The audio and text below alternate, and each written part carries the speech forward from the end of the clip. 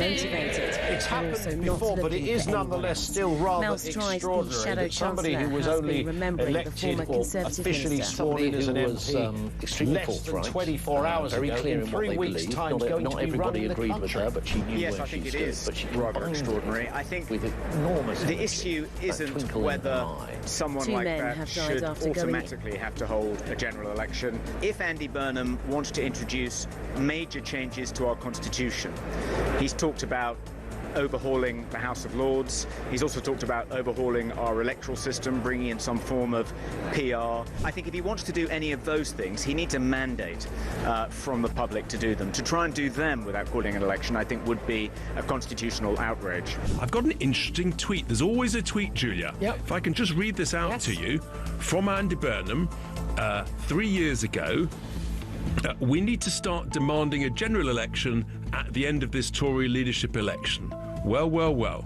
That was Andy Burnham actually 4 years ago in 2022. So we're saying stick by your word, be consistent, Andy, and when you're Prime Minister, call a general election. The battle is really on, though, for number 11. Who's going to be the Chancellor?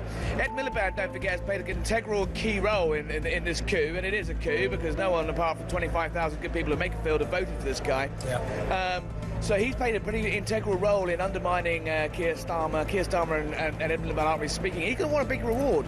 But, he is, probably the most left-wing person in the government, and he will spook the markets. Lou Hay, I mean, the reality is, look, she served her time. She was cast out of government. The reality is, as you said, she has been central to his campaign. She was central to his campaign in Makerfield. More broadly, she's been central to his campaign to enter Downing Street. He owes her, and she will definitely get a role. I'm not. What do you say to the people that have texted me in their droves this morning? This is a really a corny sentence, but it's true. That lawbreakers can't be lawmakers, Dan? Yeah, I mean, but the reality is she's going to get a job. So the answer is yes, they can. Across the UK, on DAB+, on YouTube, on your mobile, and on your side. This is Talk.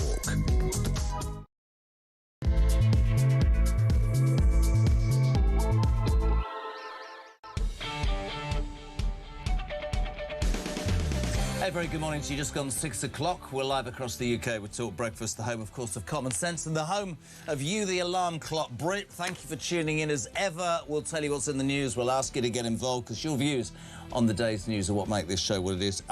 Of course, the first time on air for me since the tragic death of Anne Widdecombe, who was, and I have to say this, not only part of the team here, but part of the belief that common sense should be in all walks of life, not just politics, but such a horrendous story. It continues to dominate the news. Of course, the very last interview she did was on this show on Wednesday with Mark Dolan, and she was attacked later that day, we think at 12:30, literally a few hours after she spoke to Talk, and there is palpable shock here. Of course, there. She was a regular face and a voice of for many just an incredible. Believed in something, stuck to it, and would take on all detractors. And we will miss her dearly. And of course, we send heartfelt condolences to her family because that is absolutely the right thing to do. This story has dominated and will continue to dominate. The Sun revealing this morning, which is, again, I would like to say, there will be lots of theories and lots of people will jump upon the bandwagon, but what we must do more than anything is allow the police to do their jobs. I'm not interested in people pretending that they know what went on. Nobody knows what went on until the police give us definitive. But this morning, in The Sun, the suspect who is in custody at the moment, and we must allow the police to get on with that, was caught on CCTV leaving his house in Rotherham, 270 miles away, with a wooden stick.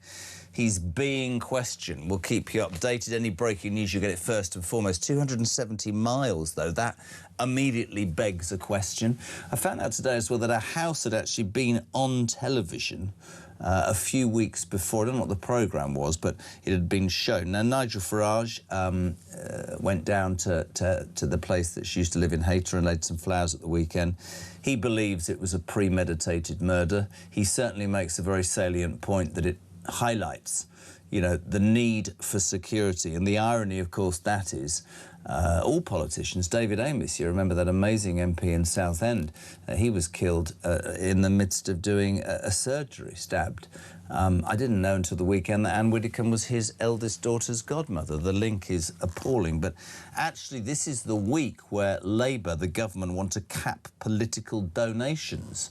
Many people arguing that political donations to political parties can help protect the lives of politicians in danger. We'll get onto that as well. But you know, whatever your views on this, whether you think it's premeditated, whether you think it's a burglary gone wrong, whether you just think it's somebody with a grudge, no idea. We've just got to let the police do their job. The Reform Party have issued 24-hour security for their MPs.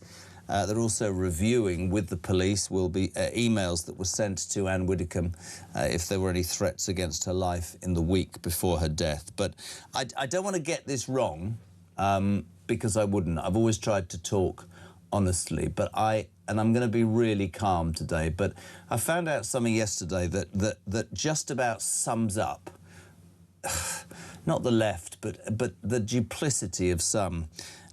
There's an ex-Labour candidate and university employee whose name is Heather Herbert, born Scott Herbert, a trans activist, who made a post on Blue Sky at the weekend. Friday it was. She said she hoped Widdecombe had suffered an extremely painful death and hoped that she was handcuffed to the bed as she screamed in agony. That is beyond disgusting. I don't care whether that person is Labour, Conservative, Reform. I don't care whether she's trans, I don't care. If Lucy... that piece of rubbish should have been arrested the minute that hit anywhere public. Police are investigating. No. Heather Herbert should be... dealt with as... How disgusting is it to say that?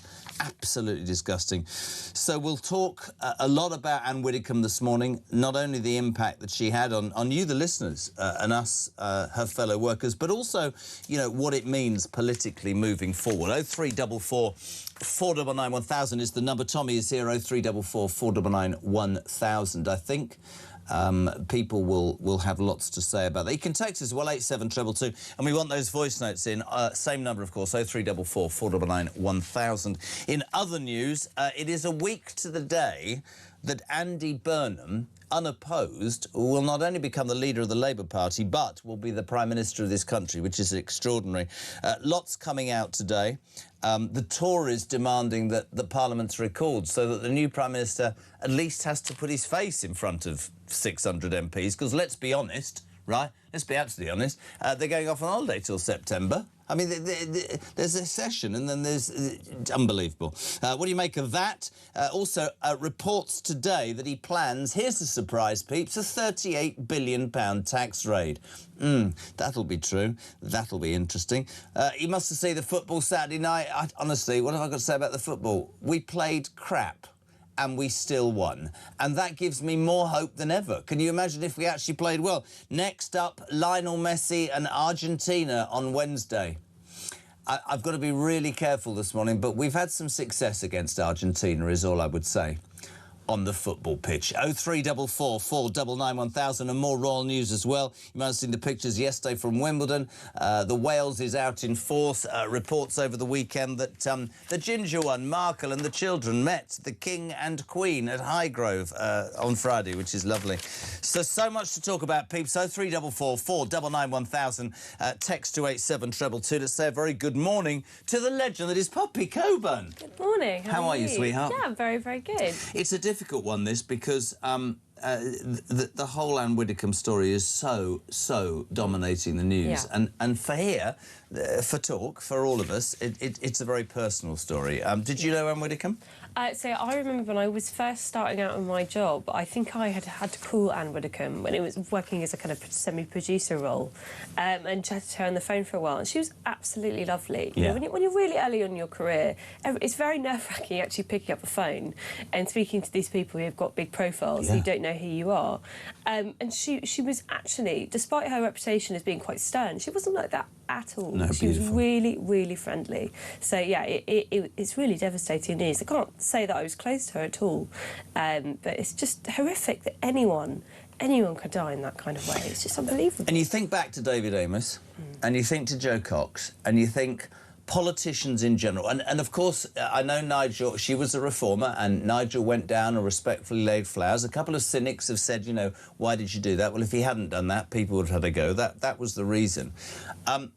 It then starts this whole debate about whether politicians need more protection. You know, should they, or should society be paying to protect them? Should they all have 24-hour security, which Reform MPs and officials have from this moment? What are your thoughts on that? Well, I do totally agree with Nigel when he said that this murder feels like a premeditated thing. I mean, you do not drive 300 miles in your car with a weapon to someone's house if it's just a burglary gone wrong. I think that is clear now. I know we're not allowed to speculate at length on this case, but I think it's pretty obvious that this isn't just a random smash and grab, right? But he is just a suspect, and you know the rules. And in fact, what I thought was really interesting was, and I'd probably get frowned at by Christian, but I almost thought on Saturday, God, the government have won. My argument about Southport, when they knew exactly who Ruda Bacana was, they said nothing, right? It was rife speculation on social media, and I think it suited Starmer at that point. Straight out of the blocks, the police said, a white British man has been held. He was then released, which is why we have to be very careful how we treat anybody. But I thought that was interesting as well. I totally agree. I mean, if you do look at, it's not just the MPs who have died, it's the threats against MPs over the last couple of years have been nuts. I mean, I remember the MP for Golders Green having to stand down because he was getting so many death threats, credible death threats against his life. So people are actually exiting politics because they are frightened of this stuff. That said, do we want to live in a country where, like you can now see if you go outside the Houses of Parliament, there's a massive iron gate that's about 8 foot tall that blocks people from coming in? Do we want to be in a situation where MPs can't do surgeries anymore, can't actually speak to their constituents, at a time when I think most people in the country think that MPs are not listening to their voices? So we always have to have some kind of balance here, which is why I actually do agree, again, with when Reform people talk about personal security, surely the best way of doing things is, rather than having to withdraw from the public and say, I can't do surgeries because I'm going to be talking to strangers, that's too dangerous, I can't go out and speak to my constituents because I don't know who they are. It's that you have someone with you. If something, God forbid, does go wrong, you've got protection. Well, it's really interesting. In the US, it's not unheard of. No, but it is quite interesting, of course, and politics is such a... It's all about timing, isn't it, to be honest? They warned over the weekend, Reform, that this sort of Labour... It's a flagship government bill. It's the elections bill, returning to the Commons today, capping political donations. Labour will this week seek to cap them at either 1 million or 100,000. And, of course, we've got the whole furore with Nigel Farage and the 5 million donation from Christopher Harbord, and we've heard other people. I mean, there's a Russian oligarch in the House of Lords that's given millions, I think, to other parties as well. I couldn't be specific on that, but this fires that argument up, doesn't it? Sure. I mean, if parties take donations either from trade unions on the Labour side or private donations on the Tory side or whoever it is on Reform, or I don't know who would send money to any other party, but there you go. You know, can those parties not use that to protect their MPs? And going forward, if we're now in a position where MPs have to be protected, what's that going to do for the finances of the party? Well, quite. I mean, I have said this from the beginning. You can't have it both ways with MPs because the world is changing. Either because the expenses stuff that happened years and years ago, where it turned out that lots of MPs were filling their expenses to get all these additional things in their home, made people very reluctant to actually give MPs public money. For totally understandable reasons, you don't want that wasted. But unless the state itself is providing this protection properly and fairly, without any kind of political imbalance, because I'm sorry, that is what's been happening. The fact that Nigel Farage hasn't been given protection is outrageous. Let's have that, because there's been so much discussion about Nigel Farage and this £5 million. The fact of the matter is Starmer's government turned down police protection on a level that was necessary for Nigel Farage, who has received death threats and bomb alerts and all sorts of stuff. Starmer turned it down out of, I don't know, petty political jealousy. The fact of the matter is, when that milkshake was thrown at Farage, it could have been anything. Yeah. So it's not just about Nigel Farage, but he highlights something that's very relevant. And the death of Anne Widdecombe, if it does anything, and we mustn't speculate, it's really important that we don't, would highlight the fact that politicians or people in the public eye are in a very, very, very grave position. Yeah, exactly. I don't really think people even understand how bad it is for a lot of MPs. And again, I understand it. People don't like politicians. They find it quite difficult to find sympathy in their hearts. I'll say this to Starmer, he's losing his job in a week. Exactly. And I'll say this in defence of my friend Nigel Farage, right? He has no idea, once he's no longer the Prime Minister, the level of anger, I think, towards him, and I hope it doesn't show itself. It should never show itself to any politician. But Nigel has had more grief than anybody for daring to stand up and say stuff that the establishment don't like. Well, we recognise that when we give round-the-clock security to former Prime Ministers. Absolutely. Nigel Farage has been in the public life for the entire time I've been alive. You know, he is someone with the biggest profile as someone like David Cameron or Keir Starmer or any of these people. He's got a big profile in that way. And so, yeah, he needs support. It's interesting. I want to go back to Anne, because, of course, Anne Widdecombe was this extraordinary sort of... She reminded me so much of the sort of... And again, trying to find the right words. My mum was like that, just hard. The village. I bet she did. She had a bit of security, but I bet everybody knew her. And you know that's the tragedy of someone who took on everything so fantastically well. And would. I just want to play actually, because the irony, of course, of last week, I was at Oliver's Sports Day on Wednesday, which is why I wasn't here, and Mark stood in, and this was Anne Widdecombe. I mean, tragically murdered, literally 4 hours after this. This was on Talk last Wednesday, my friend. I've got very little trust left now in parliamentary processes.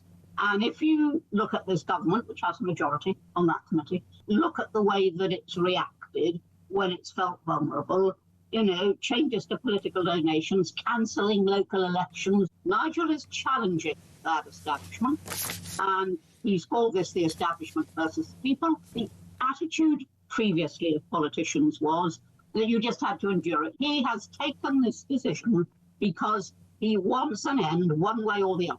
And he's right to do this. You know, they're going to lack credibility if there's a by-election and a huge majority for Nigel. The late Anne Widdecombe speaking on Talk just 4 hours before it seems she was killed. As I say, the Sun revealing this morning that Anne's murder suspect was caught on CCTV leaving his home in Rotherham, 270 miles away, with a long wooden stick. I mean, we can't speculate, but why would you drive 270 miles? That's not a burglary, is it? Exactly. And I think also... But then you never know, because that's what the police... It's easy for people to go, it might be that, it could be anything, it could be something that goes way back, it could be a family thing, nobody knows at this point. Yeah, exactly, and that's why the police have said not to speculate, and I understand that. But, you know, they must also understand that trust is at an all-time low in this country. Yeah. We are... very heightened political moment where a lot of politicians have been fearing for their lives for a long time. There is a reason why Reform have said there's 24-hour security now been given to their MPs. I think there's good reason for doing that as well, because they are getting a lot of threats, like on a daily basis, I mean. It's just, there's something so sad about this, you know, that someone who's given a whole life to politics had an end like that. I mean, how horrific. You put yourself out there, you work for people. You're not always going to agree with everyone. People aren't going to agree with you. But that was the point. That was the point of Anne Widdecombe. She didn't she didn't disappear with a view because she was concerned that people didn't like it. She had a view, and she would have a debate with you, and she had common sense. Can I just play this voice note, please? Rob, good morning. Morning, James. About Anne Widdecombe. It's Rob. On my way to work. You say everybody should let the police get on and do their job. Yeah, you're right. They should. But when you look at what happened to Lucy Connolly for that text she or post she made on social media, then that woman you were just speaking about, obviously a left-winger or whatever she is, the two-tier is absolutely blatantly obvious, because if that had been somebody like Lucy Connolly, they'd have already been in jail by now. So when you say you want to let the police get on and do their job, let's just hope they actually do their job.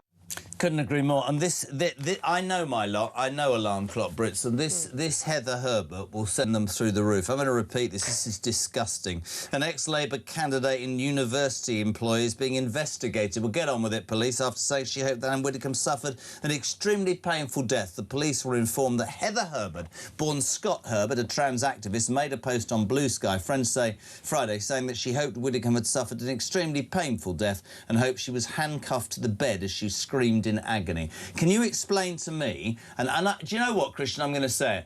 They're investigating. Rob is absolutely right on that voice note. Lucy Conley would have been in custody right now for something that wasn't that, but because it was about the Muslim community, she was arrested. She got 31 months. How is that piece of not already arrested? Is it because she's a trans activist and that might upset the lobby? Because if that's the way the police work, that is wrong. Listen to this.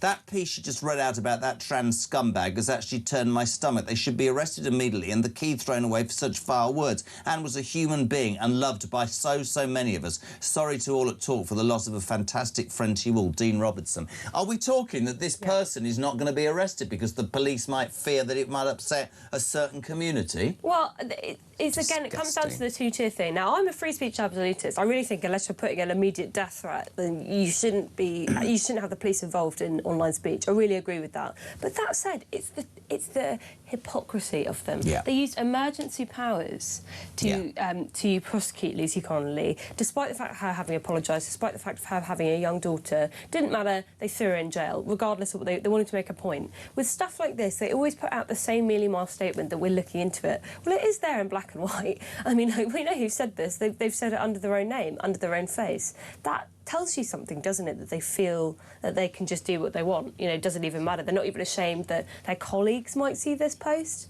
I mean, that they're happy to put that out there in the public domain. It's just sad. I think it's very sad. Mike says, morning, Jez. I don't think any politician should be threatened, but what I think would help is if they all stop lying and actually do what they said they were going to do when they were voted in. That could help because people are angry with the system. Yeah. And that is also true. However, what's more worrying is Guy in Scotland says, morning, Poppy and Nigel. Nigel? Apparently that's my new name. Does he think I'm Nigel Farage? Does he think I'm called Nigel Kyle? It's early in the morning, I suppose. It is. When or if you speak your mind today in public, are we all under threat? I mean, it does feel like that, doesn't it? Anyone who puts themselves out there and tries to do a public service, what do they get in return? They're just thrown to the wolves. Richie from Mid-Sussex, morning Poppy and sidekick Jez. Anne Widdecombe, God bless her, the things the left have been writing about her death on social media, disgusting, 100% hate speech, 100 times worse than what Lucy Connolly said, so every single one of them should be arrested and given time in jail, but they won't be. Mark in Croydon, the far left, showing what they are. You can have a different opinion to them. Vile people who will never listen to common sense. Sean in Gloucester. The left, the blob, the establishment, the uniparty, call them what you will, and their constant attacks on everyone that disagrees, especially Nigel Farage and the Reform Party, should end. Lucy Connolly was falsely jailed for inciting violence, so where are the arrests and convictions of these hypocrites? We need an election now, and we always need to remember dear sweet Anne. Bill in Romsby, I hope the police are giving us the full picture about Anne Widdecombe. Bill, I've got to be honest with you, I'll say it all morning. We have to allow, I know it's boring, and you're probably going, oh, Jez. We have to allow the police to do it. And I base on the fact that they arrested somebody very quickly on Saturday, didn't they? And then released him. Apparently he was a local tradesman, a father of one, and he'd been doing some work in the house, and that was fine. So it's really, really important, because if everybody had piled in on him, his life would be intolerable. Yeah, and he was a completely innocent man. Morning, Jez, says Paul Clark from Tynemouth. I just wanted to say that yesterday I went to the memorial for Anne Widdecombe, and by pure coincidence, most of Reform UK MPs turned up, and Richard Tice gave a wonderful tribute to Anne, although you could see he was very emotional. It was still fabulous to meet them all. Have a great show. That was another thing. A few people were saying, oh, why did they go and do that? Why did they go there? But if they hadn't gone, they'd have been slated, wouldn't they? It's also their friend. I mean, why can they not go to her memorial service? They've known this lady for years and years and years. I mean, anybody would do that. Absolutely anybody would want to do that and support her and her memory. I mean, it's ridiculous. It's kind of weird policing. As far as I can tell, the people who are turning it into a political story are not Reform. It's the people who are attacking them for putting out perfectly normal statements, as you would after a shocking tragedy. And quite right. I think when David Amos was tragically killed, the Tories did exactly that. When Joe Cox was murdered as well, the Labour Party did that. So again, in a terrible position. But listen, 6:24 on a Monday morning, this story will dominate for days and days, and so it should. The tragic death of Anne Widdecombe continues to dominate. That last interview was on Talk last Wednesday. 4 hours later, Anne's life tragically taken, and we are shocked, beyond shocked here at Talk, and doing our best to put into words what we all feel. Love to hear your thoughts on it. The police continue to investigate a suspect who drove 270 miles from their house in Rotherham with a big long wooden stick. Don't know whether that was the car seen in a drive, don't know any of that, but we can't speculate. Police hopefully will update us. This leads to huge discussions about security. This week the Labour Party are cutting donations to political parties, and people are saying, well, what happens if actually MPs don't get protection? Is this going to become more and more prevalent, which is in itself disgusting and wrong? 0344 499 1000. We're back in 3 on Talk Breakfast.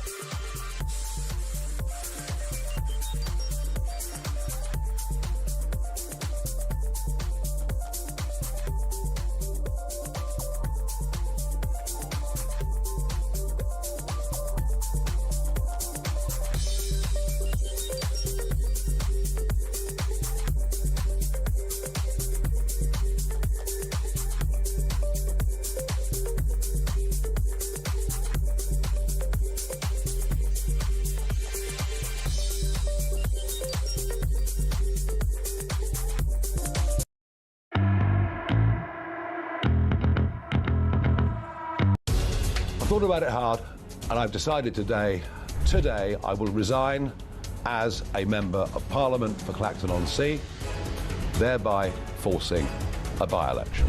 Count Finface apparently is now 5-1. Brilliant. You know, so look, I mean, you know, if I were being flippant, I'd say Count Finface's campaign is now well and truly up and running, and Reform are struggling to put a lid on it. Let me be absolutely clear. I have done nothing wrong. I have not broken the law. Across the UK, on DAB+, on YouTube, on your mobile, and on your side. This is Talk. Welcome back, 6:27, Monday, July the 13th. You're waking up to the story that is so tragic, and it continues to dominate the news quite rightly. Anne Widdecombe, whose last ever interview was actually on this station last Wednesday at 8 o'clock with Mark Dolan. She was attacked, they believe, 4 hours later. A ghastly, ghastly story that has shocked so many here and across the world and the nation. Police have a suspect in custody right now, a man who allegedly drove 270 miles with a huge wooden stick.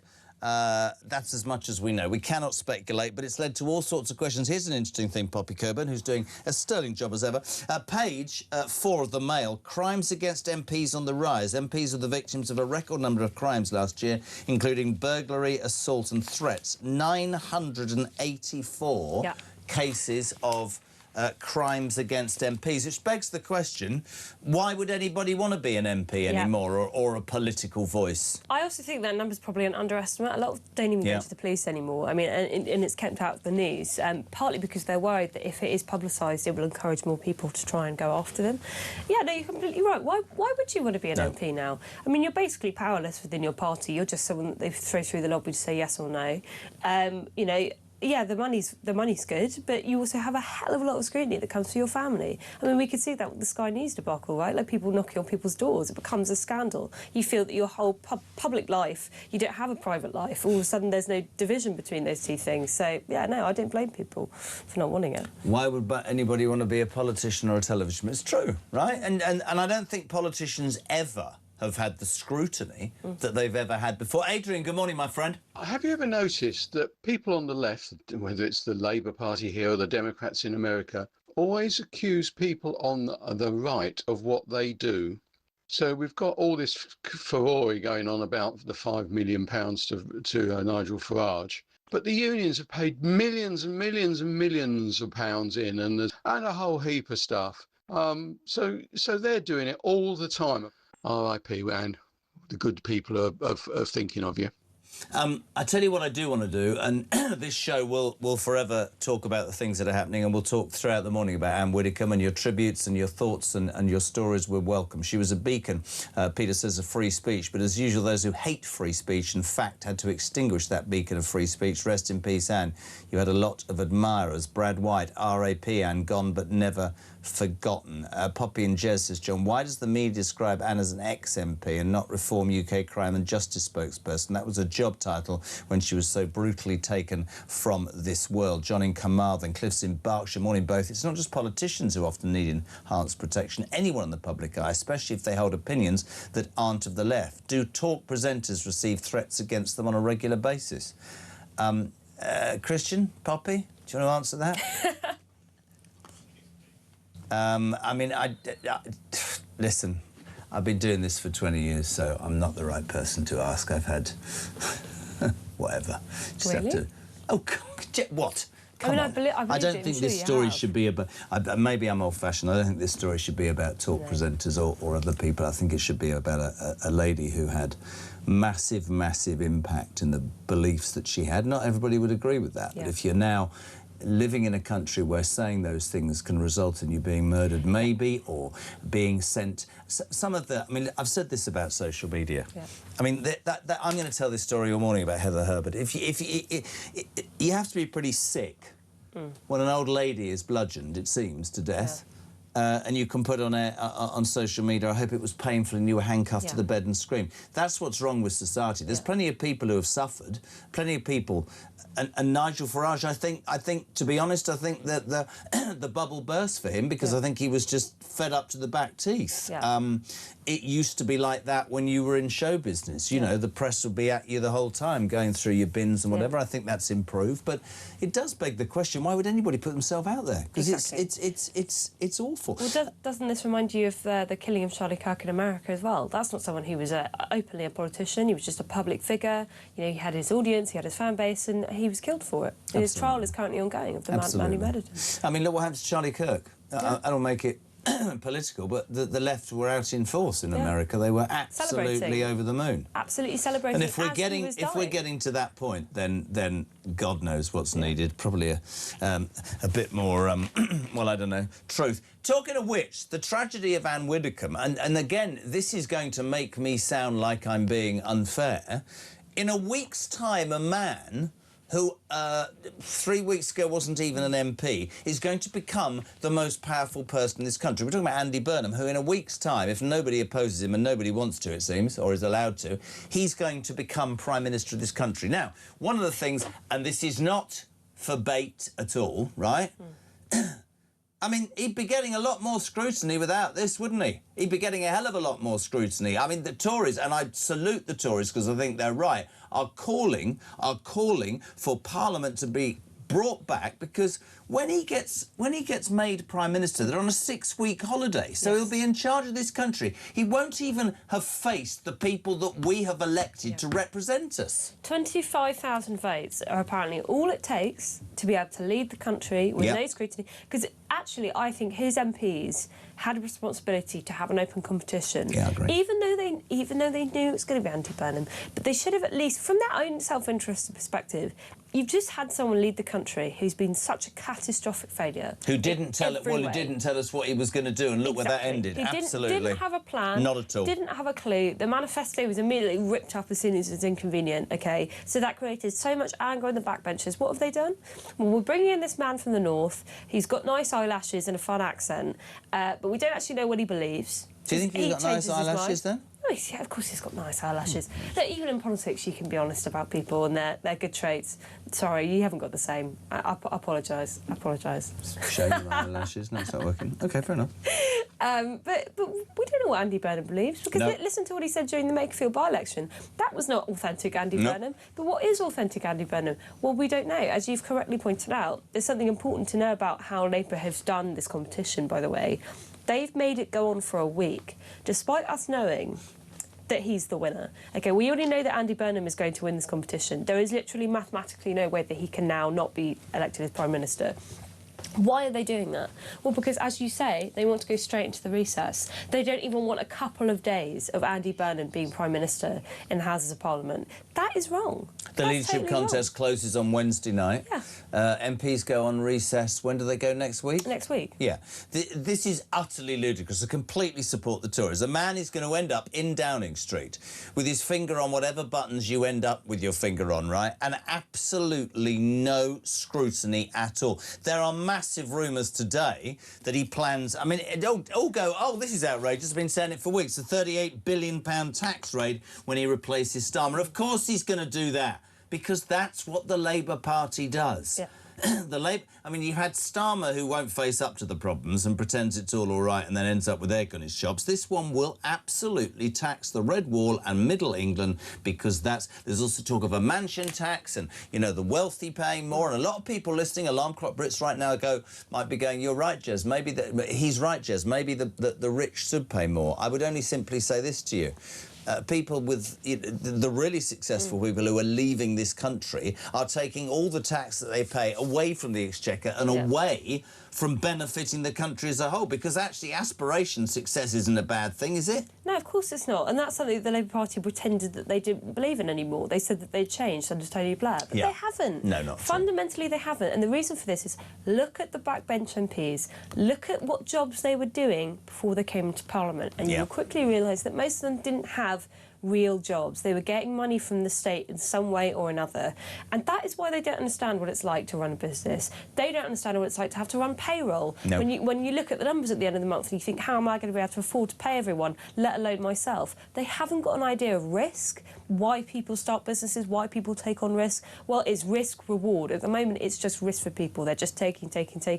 They also don't understand, if you tax people too much, they stop working. Absolutely. It's not worth it especially anymore. When you've got, well, I was going to say, especially when you've got a benefits bill that allows the feckless and the lazy to do nothing. Well, actually, that's probably unfair. It probably benefits migrants a bit more than the feckless and the lazy. But that's another debate of the Labour Party. I want to know what... I saw a clip the other day of something on this show, because I forget what I say within 10 minutes.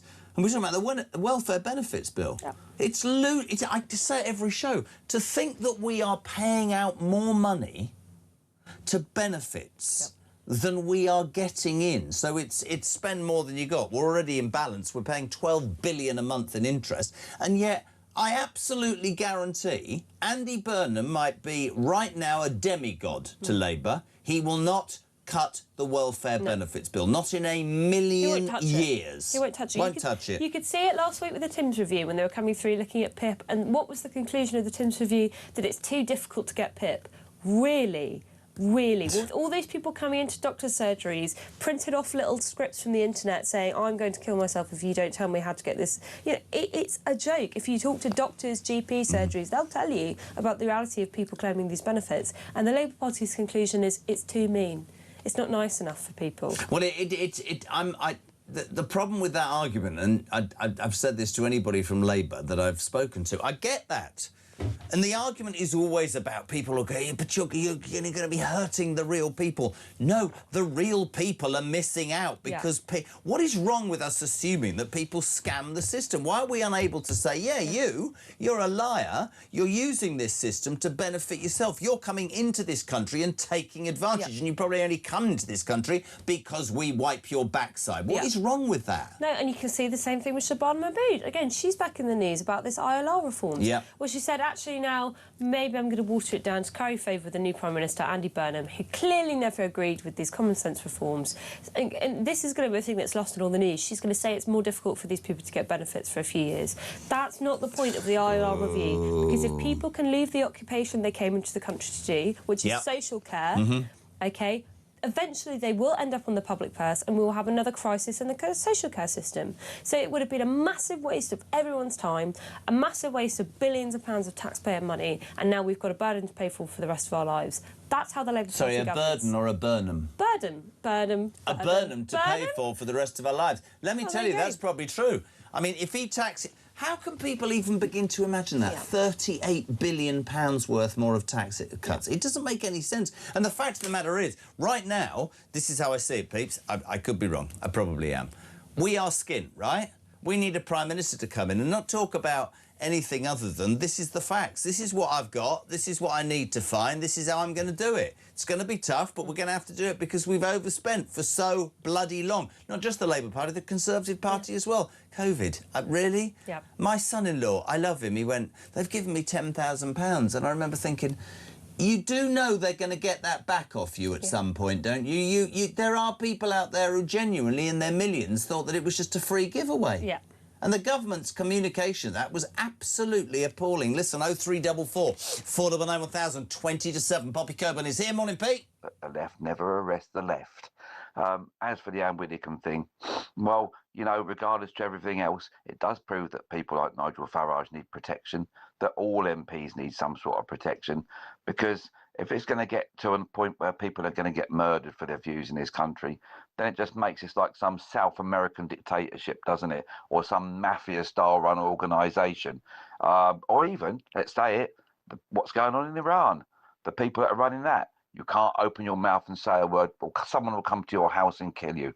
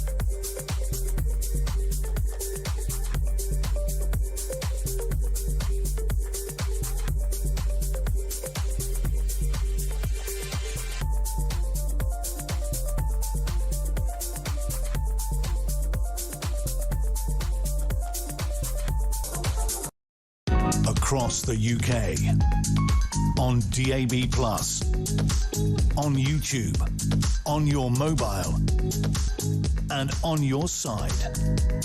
This is Talk.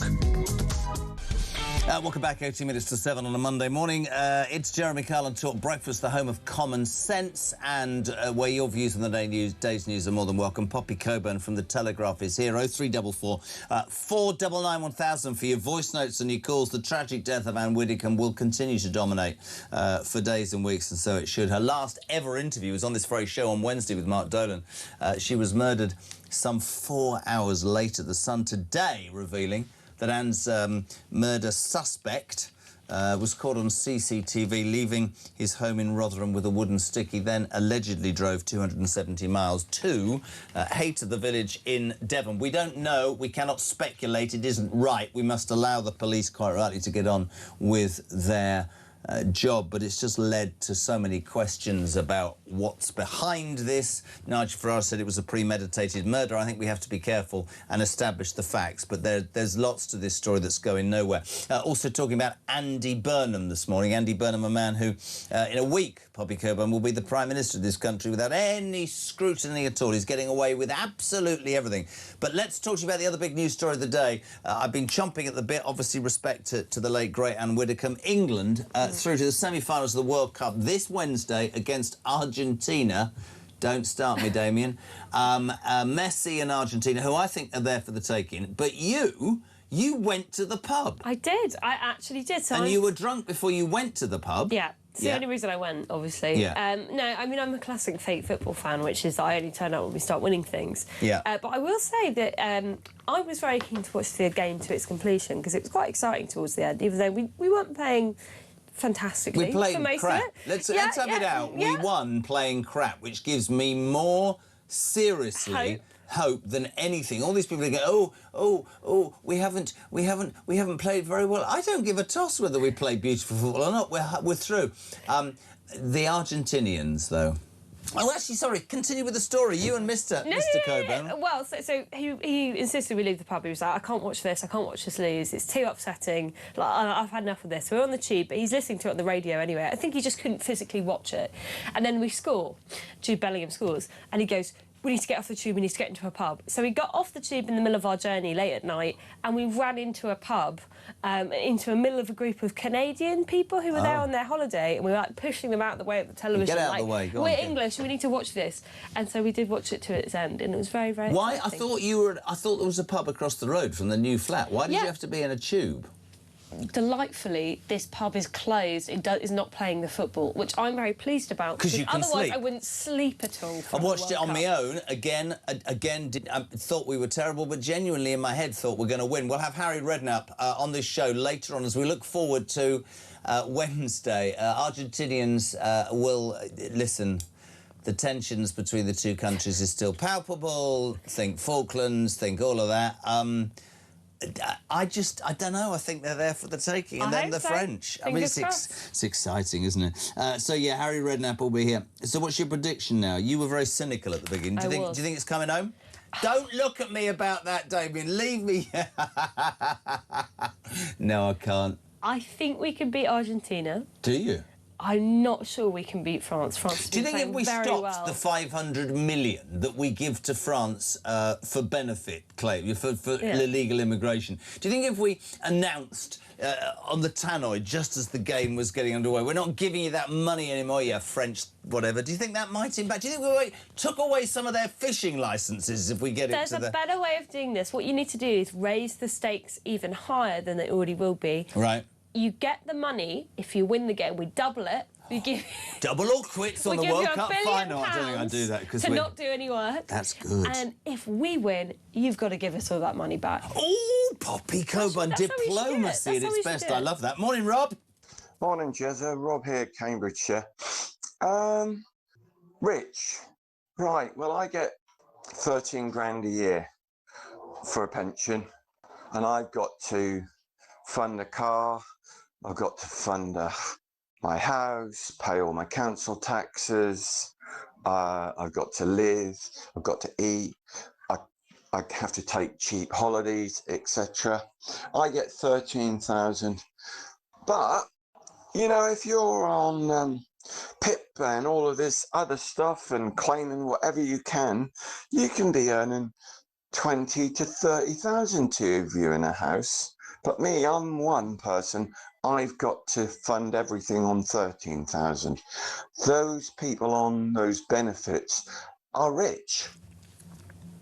Oh, good. Is he finished? Fantastic. The benefits bill thing, we can continue forever about this. I am telling you that Burnham will not tackle it. You don't think he will either as well? No, at all. Absolutely not. If there's one thing that defines Tony Burnham, he wants to be loved, he wants to be nice, he will not make any difficult decisions. Do you not think so? I swear, when he comes back as Prime Minister, and you can hold me to this, he will back down on PIP and he will back down on ILR reforms. They will both be dropped. There will be absolutely no reforms to either of those sectors, I swear. Jezza and Pops, I think I know why anyone would want to be an MP. 100 grand a year, all the perks, fantastic pension, you don't have to deliver anything. Sounds great to me. R.A.P., the late, great Anne. Great show, Diane in Bedford, thank you. This is interesting. JK and Poppy, I don't use social media, but I am, of course, an adult. It sounds to me that social media is rapidly morphing into anti-social media. Whilst I'm a strong supporter of free speech, I also believe that if you have nothing nice to say, you shouldn't see anything. This is the palpable anger people feel about, what's this scumbag called? Sorry. Heather Herbert, born Scott Herbert, a trans activist, made a post on Blue Sky about the late, great Anne Widdecombe. They said, is that what I have to say? They said, she hoped Was it Heather Herbert, right? Whatever. Herbert hoped that Widdicombe had suffered an extremely painful death and hoped she was handcuffed to the bed as she screamed in agony. An ex-Labour candidate. I don't care whether you're Labour... I don't care where your political or sexual motivation is. You should be incarcerated right now. Why isn't Starmer sending the Starmer squad that got all the apparent far-righter on the street after Southport? That is disgusting. Lucy Connolly think that's disgusting. Yeah, it's absolutely... also, let's leave aside the politics. Let's leave aside what Anne Widdecombe was doing for her entire life. This is an elderly woman... ambushed in her own house. Murdered in her own home. How could anyone say that? Doesn't matter what job you do. How could anyone actually put that online under their own name? Absolutely. It tells you probably about the company that this if person Heather is Herbert keeping. isn't arrested today, I'm not letting this... That's disgusting. Yeah. What, can we find out where Heather Herbert lives and can we try and get hold from the police? Why haven't they arrested it already? 0344 499 1000. Let's pause, but we include Poppy, always do, 10 to 7. We tried Kinsey Schofield, Andrew Lowney, we tried everybody. We couldn't find any of them, so we've ended up with Rupert Bell. This morning he's a Talk Royal correspondent. Of course he is. He's a good man. Rupert, good morning. How are you? Good morning. You always seem to build my part up, don't you? We're saying I'm the last man standing. They've tried everyone. That's all they do when they get me. But anyway, I'm always available, Belly. That's what we love about you. I do. Obviously, the main news story. You're a man who I respect genuinely. We laugh, but the tragic death of Anne Widdecombe. Your comments. That's disgusting, isn't it? Well, words fell, and actually, you know, you just think, why? The element I think that's important is people should be able to talk freely and debate, and that's what we seem to have lost the ability to be able to do, which is you can be of different opinions, but then at the end of it, pat on the back and say, well, we agree to disagree. That seems to have gone from society. And unfortunately, the vitriol and some of the things that have been written about Anne Widdecombe just are a proof of that. We may not all have always agreed with what she thought, but isn't that the point of a democracy, as far as I can work out? That basically freedom of speech means that sometimes you're not going to agree with that person, but society is all the better, or should be all the better, for the fact that people can talk to each other and then just move on, because talking is the best thing. Trying to eradicate other people is the worst thing. And I have to say, without wanting to go too deep, I do actually find that, I don't often say this, but I think that is the left. I think it's the younger generation. I get told that everything I believe in and everything that my father taught me and my mother taught me is old-fashioned, should be cancelled, should be trash, should be whatever, got rid of. The beauty of a debate should be, as you quite rightly say, I've got my views, you've got yours, we'll have a debate about it and then we'll crack on. Belly, good words. Let's talk about, I mean, extraordinary. Friday, it transpired that 20 cars went into the Gloucester home of the King and Queen, Highgrove House, for some function to do with some organisation. And hidden within those 20 cars was, indeed, Harry, Meghan, Prince Archie. Is he Prince Archie? I have no idea. Archie and Lilibet, reuniting with their grandfather for the first time in 4 years. Were you surprised at the news? Well, I suppose yes, but Meghan needed something. The week had gone so wrong for Harry, most notably the court case, because she would have been at the Invictus Games, I'm pretty sure, launch on Friday, if it had gone well. It was all the better for her not being there because he looked like the Harry of old.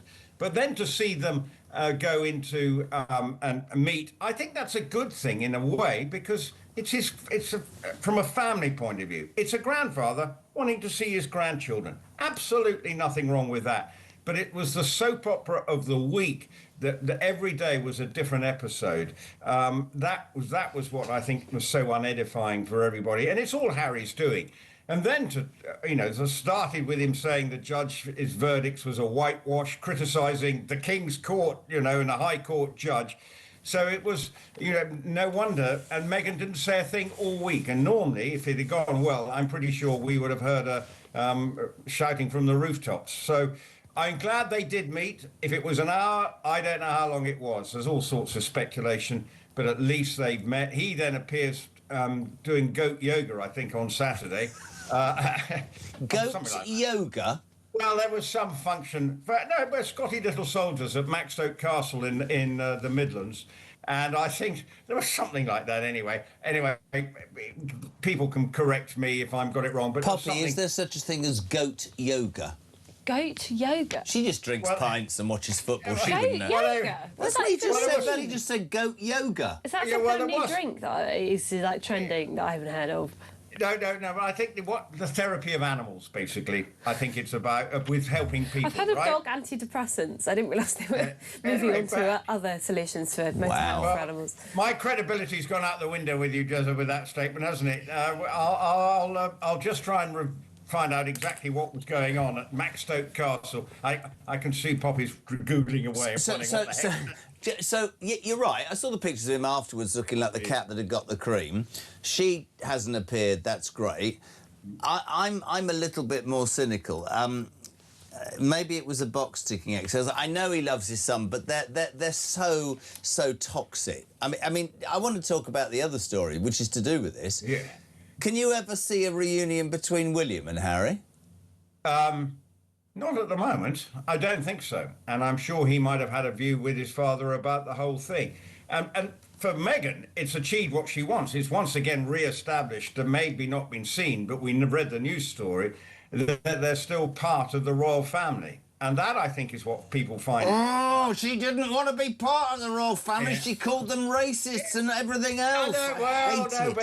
But Brand Sussex is entirely dependent on some sort of association. Hence the reason why when you see all her packaging for her as ever, all I can hope is that the jam, they had some proper jam served at the tea from Highgrove rather than the slop that Meghan calls strawberry spread. Strawberry spread? Well, they can't call it a jam because the consistency is not quite right and because it's sloppy. Basically. Do you think she will have been... Do you think that you say she'd have been chuffed to bits? Do you think it would have been awkward for her with Charles and Camilla? I think the whole thing might have been a bit awkward. Yeah. Because I'm sure they would have briefed them and said, right, no pictures, no reporting to the press. There would have been definite confirmation of ground rules. Because what we don't want... well, the royal family don't want, is that a couple of weeks down the line we have a bare-all interview from Harry saying, what went on at the meeting, whether it was good, bad or indifferent. So that, I think, has to be the most important outcome of this. No leaking, no telling of what went on at the meeting. If it does, then that will further erode trust between other members of the royal family. Do you think we'll ever see Meghan again in the UK? Well, hopefully probably not. Well, we may not see much of her, like this week. It's been strictly private, and that's what it should be. Yeah. And so that unless she's in a working capacity, I think she's still patron of a couple of British charities still. The Jam Society. Well, no, I think there's a couple of others maybe that she's still involved with, but whether they, want her to be involved, I don't know. So, sorry, Christian, give me an extra minute. Christian's just said something brilliant. The Jam Society, just about managing, yeah. Meghan Markle, just about bloody managing. Belly, you're an absolute star, me old son. It'll be interesting to see what happens. They've got their bit that they can... I mean, let's be honest, Brand Sussex is dead. Everything they touch is a disaster. They've got the political, well, I was going to say the social awareness of two of the most tone-deaf people in the world, but at least he's ticked a box, Charles, and we move on from there. Buddy, thank you so much indeed for getting up so early. Always available. Always likes to earn a few quid, that legend that is Rupert Bell. Thank you. 3 minutes to 7. Poppy Coburn, I don't know where the hour's gone. Let's just go back to our first story, the tragic death of Anne Widdecombe. It will dominate the news. A suspect at the moment being held. Big questions now about MP's security and that sickening post from that trans activist. How do you respond to that? I just think people... You need to sometimes take yourself out of the political sphere and be a human being.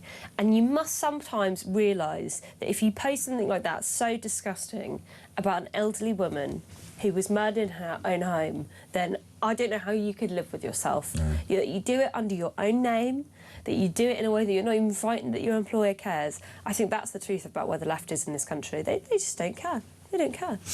Just to make you feel better, morning, Jez and Pops, there is indeed goat yoga. Goats are allowed to climb over you whilst you're doing yoga. It's been on TV for years. Jesus Christ. Wait. What more do you need to say? I'm not sure I want a goat climbing over me, but the greatest of all time. That's an interesting one. Is it a goat or the greatest? Yeah, goat, yeah. Well, Cristiano Ronaldo, would you like him climbing all over you while you're doing yoga? Oh, Jesus. Come on, Jeremy. It's too early for that. There's a thought. Almost 7 o'clock, we're live across the United Kingdom. Thank you to Poppy Coburn. We start the next hour with Brendan O'Neill after news at 7, which is next.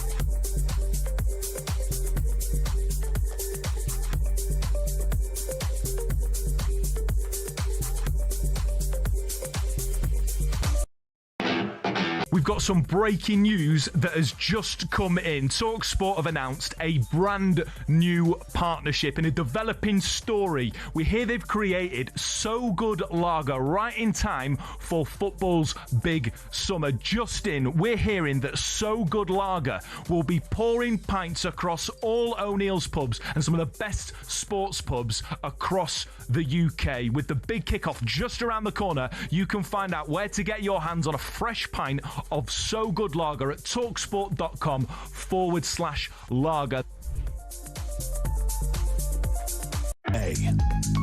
On DAB+, on YouTube, on your mobile, and on your side.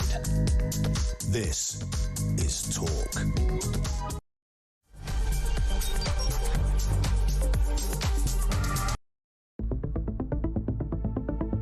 The question my party is asking now is whether I am best placed to lead us into the next general election. I have heard the answer of my parliamentary party to that question, and I accept that answer with good grace. Every decision I've taken has been about putting the country I love first.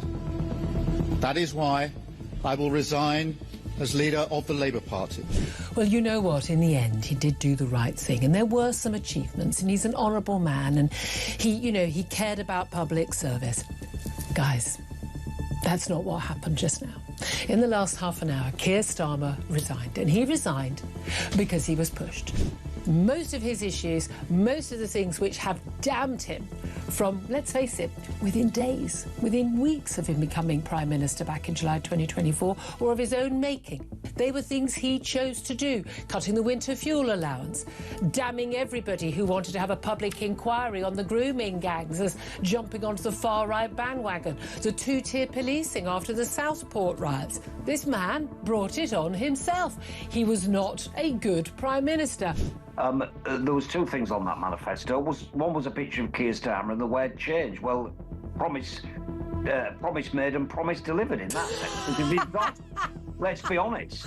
But look, I mean, I don't really want to make light of it, but I am cheesed off, Julia, because what we promised in opposition was competence, and it's been anything but. I'm embarrassed.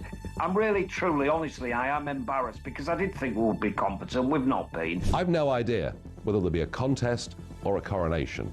But what I do know is the British public have simply had enough of political parties chopping and changing their leaders at will.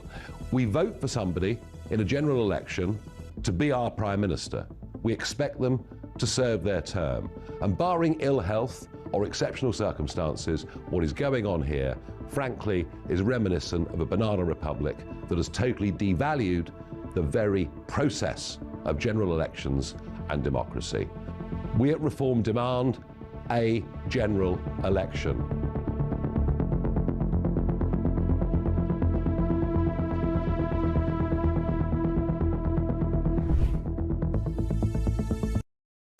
across the UK. On DAB+, on YouTube, on your mobile, and on your side. This is Talk.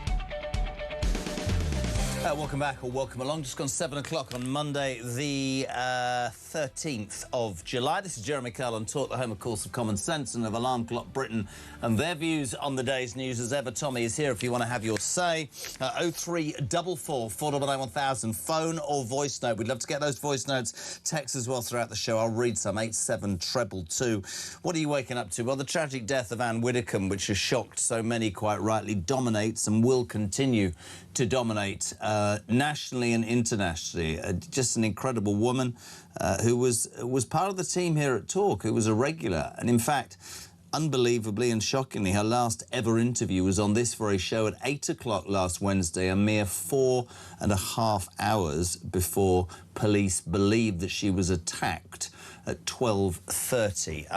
What I have to say is, yes, the front of the Sun Talks this morning tells the story. Armed suspect hours before murder. A man allegedly driving 270 miles from his home in Rotherham with a wooden stick to the village in Dartmoor. But that man is being held by police. Police are questioning him, and we must allow that process to take place. Police at this stage saying no suggestion of political motive. Nigel Farage saying it was definitely premeditated. What it has done is it's opened up a whole debate about the security of politicians. Ironically, today, the government's flagship elections bill returns to the Commons, and that says donations to political parties should be not axed, but really minimised across the board. And, of course, the focus will be on Nigel Farage, but actually all parties take donations. And what's becoming obvious here is that actually should we not be protecting our politicians more? From a national point of view, should they have to pay for it themselves? No, should we not do something about it? I think that's a massively, massively important part of the discussion. Let's just listen to the late, great, and I mean that, I didn't say it very many people. This woman spoke her mind and she stood by what she believed. This is her, Anne Widdecombe, on Talk several hours before her brutal murder last Wednesday. I've got very little trust left now in parliamentary processes. And if you look at this government, which has a majority on that committee, look at the way that it's reacted when it's felt vulnerable, you know, changes to political donations, cancelling local elections. Nigel is challenging that establishment, and he's called this the establishment versus the people. The attitude previously of politicians was that you just had to endure it. He has taken this decision because he wants an end one way or the other. And he's right to do this. You know, they're going to lack credibility if there's a by-election and a huge majority for Nigel. I want to say that when you have to report on something like this, you have to do it in a certain way. We've got the police investigating. We have to allow that to take its course. What I've found repugnant is some of the reaction and the hate speech from the left. I'm going to keep telling you this because I think this is beyond even normal. An ex-Labour candidate and university employee, yeah, you'll get it when I tell you this, Heather Herbert, a trans activist born Scott Herbert, made a post on Blue Sky on Friday when they said, is that what I have to say? They hoped Widdecombe had suffered an extremely painful death, and they said they hoped she was handcuffed to the bed and screamed in agony. But they are merely being investigated. Lucy Connolly was arrested, jailed for 31 months when Starmer's everybody's on the far right came out of force after Southport. Why is this piece of rubbish not in police custody right now? Oh, probably because the police fear that the trans community wouldn't like it. Well, I don't care about your sexuality or your political persuasion, and I'm all for free speech, but if you think it's all right to make comments about that when a frail 78-year-old lady has been bludgeoned to death in her own house, you do not deserve your liberty in a society I want to live in. Morning, Sean. Morning, Jeremy. Sean from Grimsby. This Heather Herbert fella, he's just a nasty old man who wishes a painful death on an old granny. And this is what the tolerant, inclusive, peaceful, loving left is all about, mate. Death to everybody who doesn't agree. Great show, mate. Whatever your thoughts on the tragic Anne Widdecombe story, we love to get them. 0344 499 1000. Of course, we'll keep you updated with any news from the police as we go through this morning. Other breaking news. This will get you going. Home Secretary Shabana Mahmood is going to set out later today the legal steps she will take to deport the freed ringleader of the Rochdale rape gang, Shabir Ahmed. 22 years he was jailed for in 2012 for the rape. It says here multiple. Let's have it out. 50 counts plus of raping young, white, vulnerable girls, OK? He got 41 years to serve concurrently and was out in 14. He was released from prison on licence a few weeks ago or days ago. That scum should have been deported from the moment he left the police the prison. What's she doing? Setting out. You're the Home Secretary of the majority. You did it with British Steel and you did it with the pubs for the World Cup. Get that piece of rubbish out of the country now. They don't read the room, do they, politicians? Does my head in. 0344 499 1000. And of course the other news story, Burnham. No scrutiny there. Then he's going to be the Prime Minister in a week. He hasn't even addressed Parliament as Prime Minister. They'll be on a recess. That means he becomes the Prime Minister, what, the 20th of July, around that time, and doesn't have to stand in the Commons until the first week of September. The Tories, quite rightly today, saying, you need to come and tell us what you're up to. He's going to have his finger on every button. It's beyond ludicrous. Beyond ludicrous. 0344 499 1000. So much to cram in. It's so very good morning to the chief political writer at Spiked. This man's a legend. Brendan O'Neill, good morning, sir. How are you? Hi, Jeremy. How you doing? Yeah, good.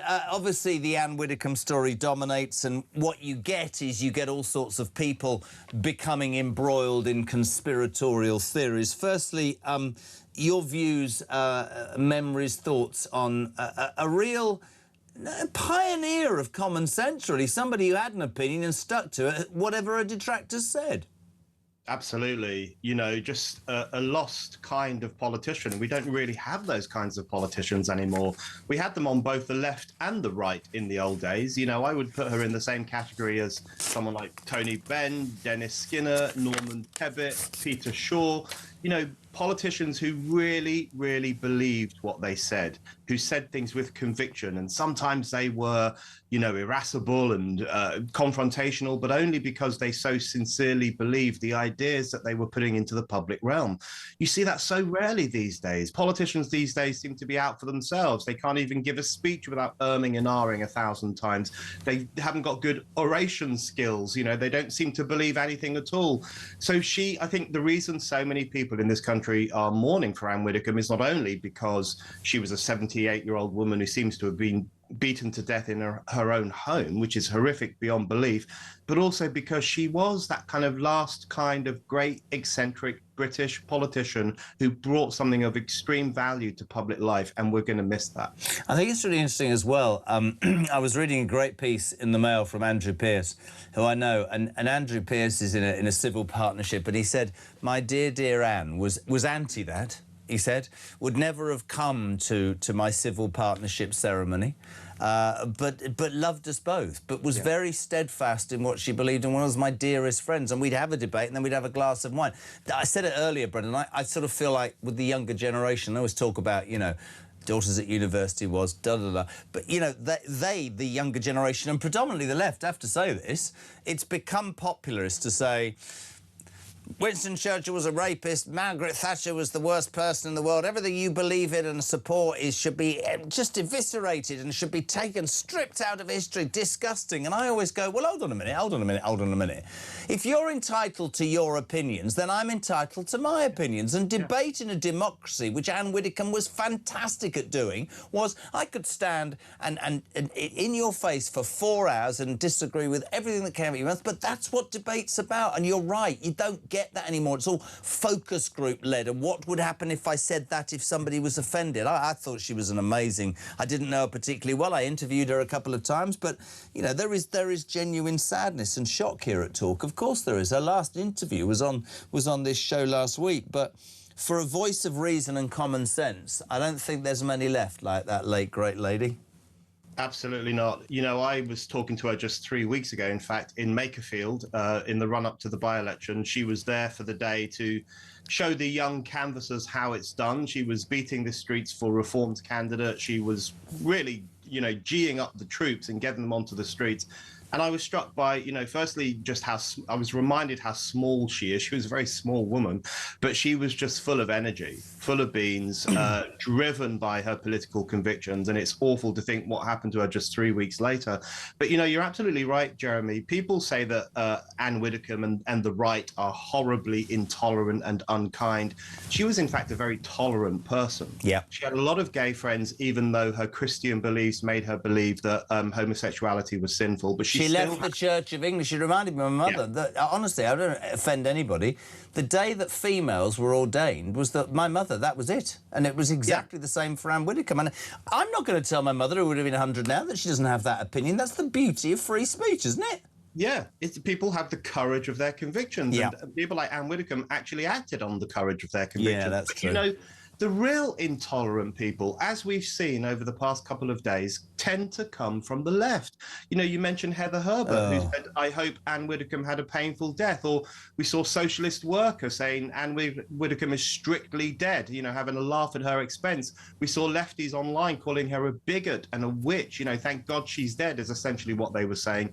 That is extreme intolerance. That's more like fascism than anything Anne Widdecombe ever said. And I think that left-wing hatred is a real pox on our society. I completely agree. I mean, I'm going to keep doing this bloody Heather Herbert story because I you know, this ex-Labour candidate, university employee, trans activist. That's why they're going gently, isn't it? Because they're not upset. It's okay, is it, to say, I hope she had an extremely painful death and was handcuffed to the bed. She screamed in agony. How come Lucy Connolly got hoovered up and put in jail for 31 months and that piece of scum is allowed to... And I don't care if it upsets. It's nothing to do. Why are we able to have a society, it seems, where you can hide behind, oh, I'm trans, or I'm this, or I don't give a damn about your sexuality. Anne Widdecombe didn't give a damn. She had views, right? I don't give a damn about your colour or your creed or your religion. That is vile. That is wrong. That should be dealt with. But a bit like the grooming gang problems in Rotherham, when that copper said to me, well, we didn't really want to upset the local community. It shouldn't be about upsetting the local community. It should be about the difference between right and wrong. Absolutely. You know, I think what that story in particular shows is that there is a streak of misogyny in the trans activist movement. I mean, that's undeniable now. We've seen it for years. They are so incredibly abusive to women like J.K. Rowling and many others who don't accept the idea that you can have a penis and be a woman. They're very abusive to those women. In fact, those women often get death threats. And then they have this extreme, some of them have this extreme reaction to the death of a 78-year-old woman in extremely violent circumstances. You know, there's that kind of misogyny mixed with that intolerance. That's the Be Kind lobby. You know, these are the people who say, be kind. They have the pride flag in their social media biography. They say, we're all about love and happiness and keeping people together, unity, etc., etc. But actually, there's a real undertone of just violent hatred in this movement. And I think we've seen that come to the surface over the past 48 hours. I couldn't agree more. I think the other big issue that's come from this, the security issues. Reform UK have announced 24-hour security for their MPs and major figures in the wake of this. I mean, there were so many sad parts about the Anne Widdecombe story. I didn't know until Sunday that she was the godmother of David Amos's eldest daughter, who, of course, was stabbed at a Tory surgery a few years back. And that whole security issue is now going to be at the forefront. I don't know if you know this.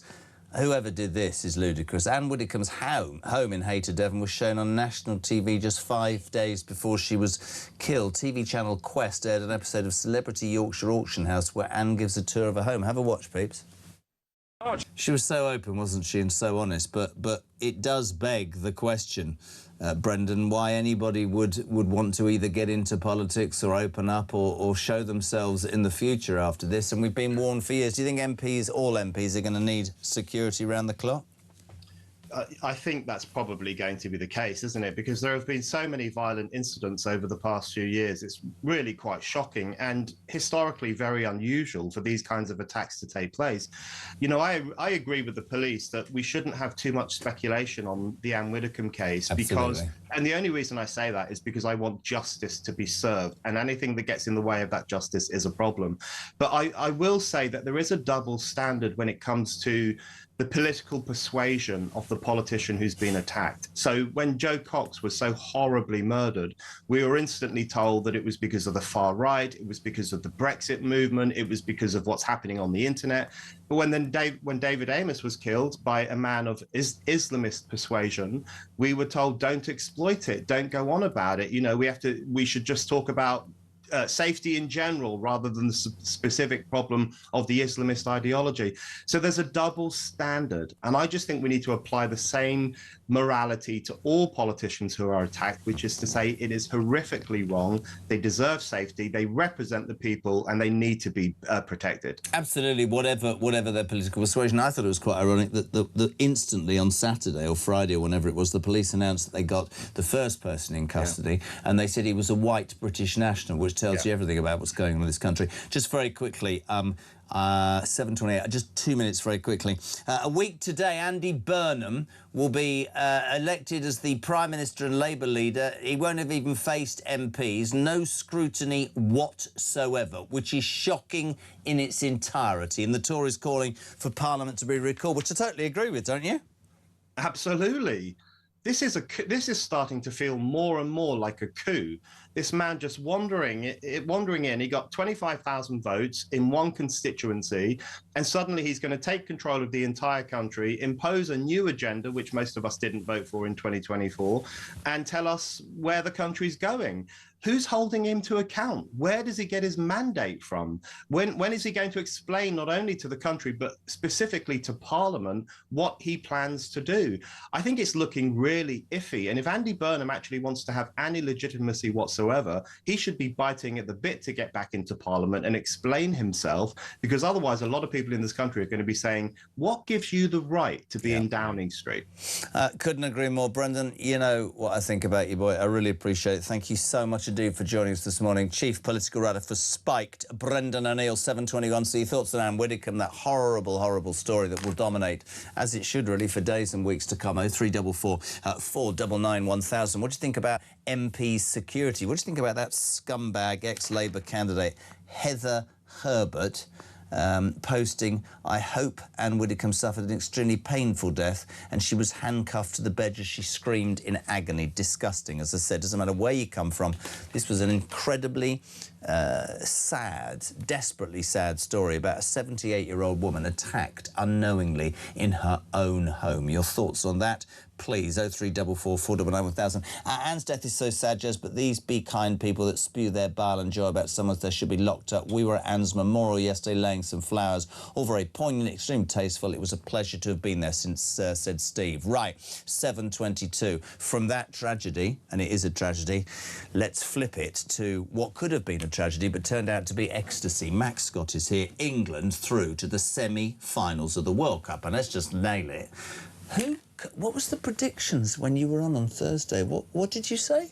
I didn't say 2-1 after extra time. What did I say? I don't know. I said 2-1. Did you say after extra time? Oh, shut up, man. I said 2-1. No, fair play. Can I just say, because you're the pro, this is me as a fan, I thought we were crap and we won, and that gives me more belief about whether it's the wire in the sky or the open goal. The wire of God. The wire of God. Yeah, we deserved it after the hand goal. Mate, I don't know. I've just got this feeling now, and I'm not just climbing on the bandwagon. Well, it won't be the first time a team that didn't play amazing football won a tournament. Yeah. It's happened on numerous occasions. Tournament football's different to domestic league football, and Thomas Tuchel, I think, understands that this is the way England are. They're a team that can find a moment of brilliance, find a moment of magic, even though their backs are against the wall, and that's exactly what England did against a really good Norway side, who are greater than the sum of their parts, a great team, dangerous, big, physical, and England found a way, all thanks to Jude Bellingham, who is the first person since Diego Maradona to score back-to-back braces in knockout World Cup football. I mean, to think there was a debate about whether he should start, and I think that might be a sign of Tuchel's brilliant management, because I think he perhaps was not ahead of himself, but he thought or knew he was a superstar. Brilliant. I have nothing.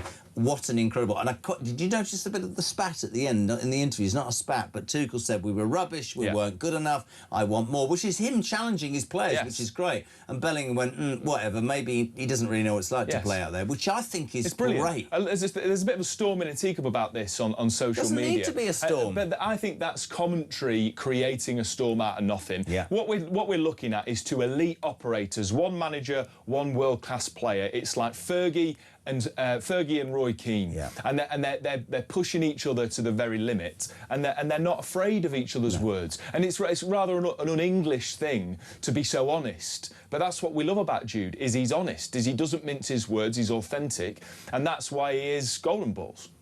Completely and utterly. That was great. Did you see David Beckham sat there throughout the thing in his suit, sweating like Gooden at 44 degrees? Victoria didn't look like she gave a damn. How far are we going then, Maxie? What's happening? Well, look, what I would say is let's not fantasise about Argentina. They have been... If you're one of those people, and understandably, that watch England and say, God, they're not very good, well, neither are Argentina.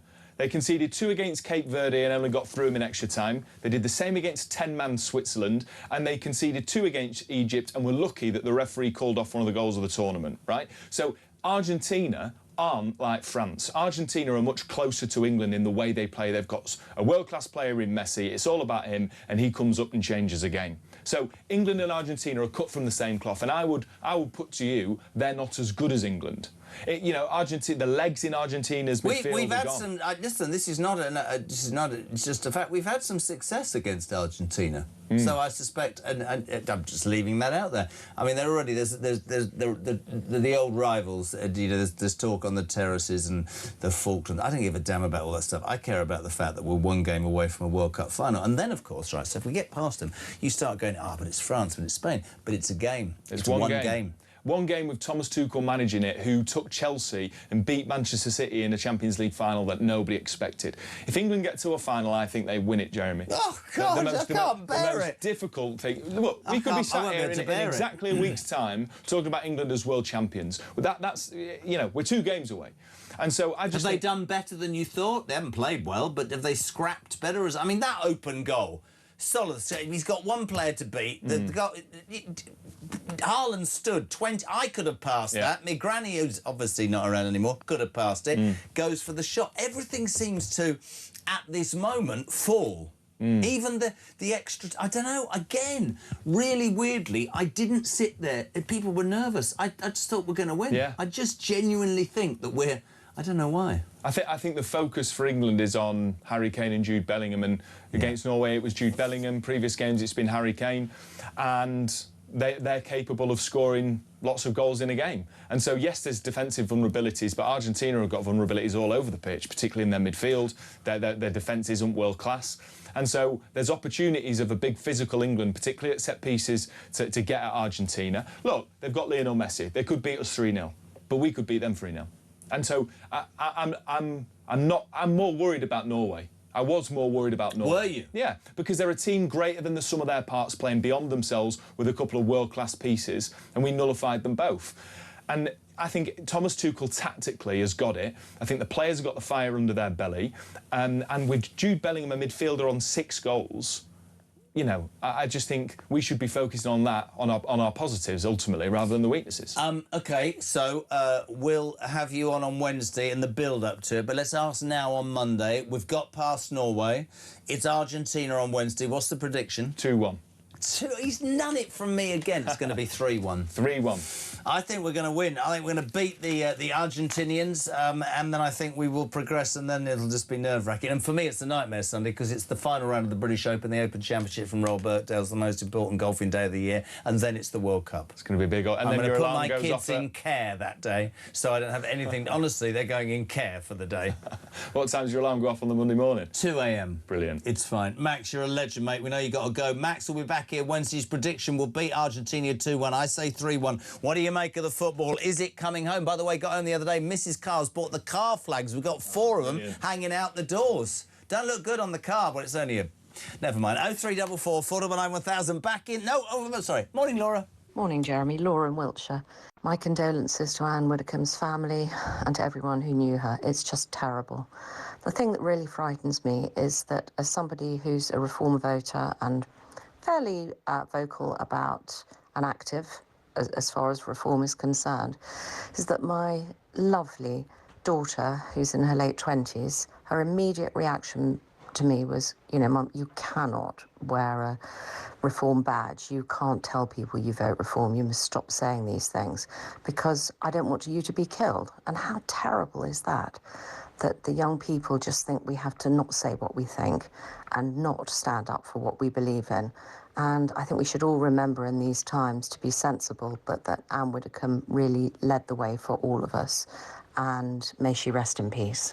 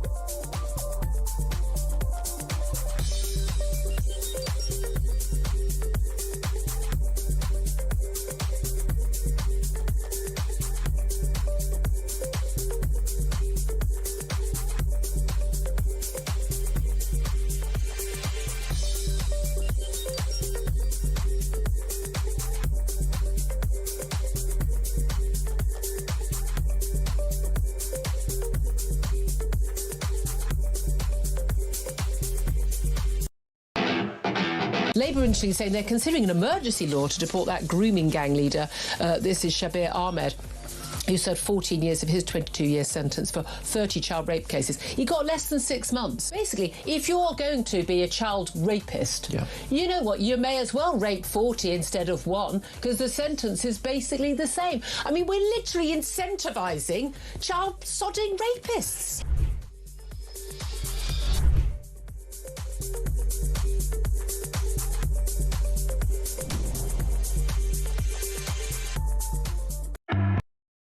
Across the UK, on DAB+, on YouTube, on your mobile, and on your side.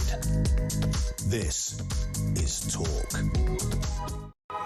Welcome back. Just gone 7:30 Monday morning. This is Talk, the home of common sense, and of course the home of the alarm clock Brits. We're talking about the tragic death of Anne Widdecombe.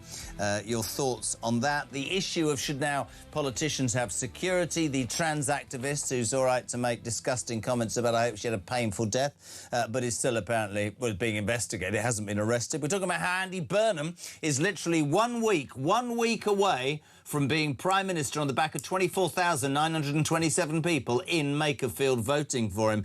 And we're breaking the news this morning that Home Secretary Shabana Mahmood is going to set out later today how she thinks she could take some legal steps to deport that rapist, ringleader of the grooming horror in Rochdale, Shabir Ahmed, who was released the other day after 14 years of a 41-year sentence. Just put him on a bloody plane with no ticket, probably in the hold, and send him back to Pakistan, where he comes from. What is wrong with this country?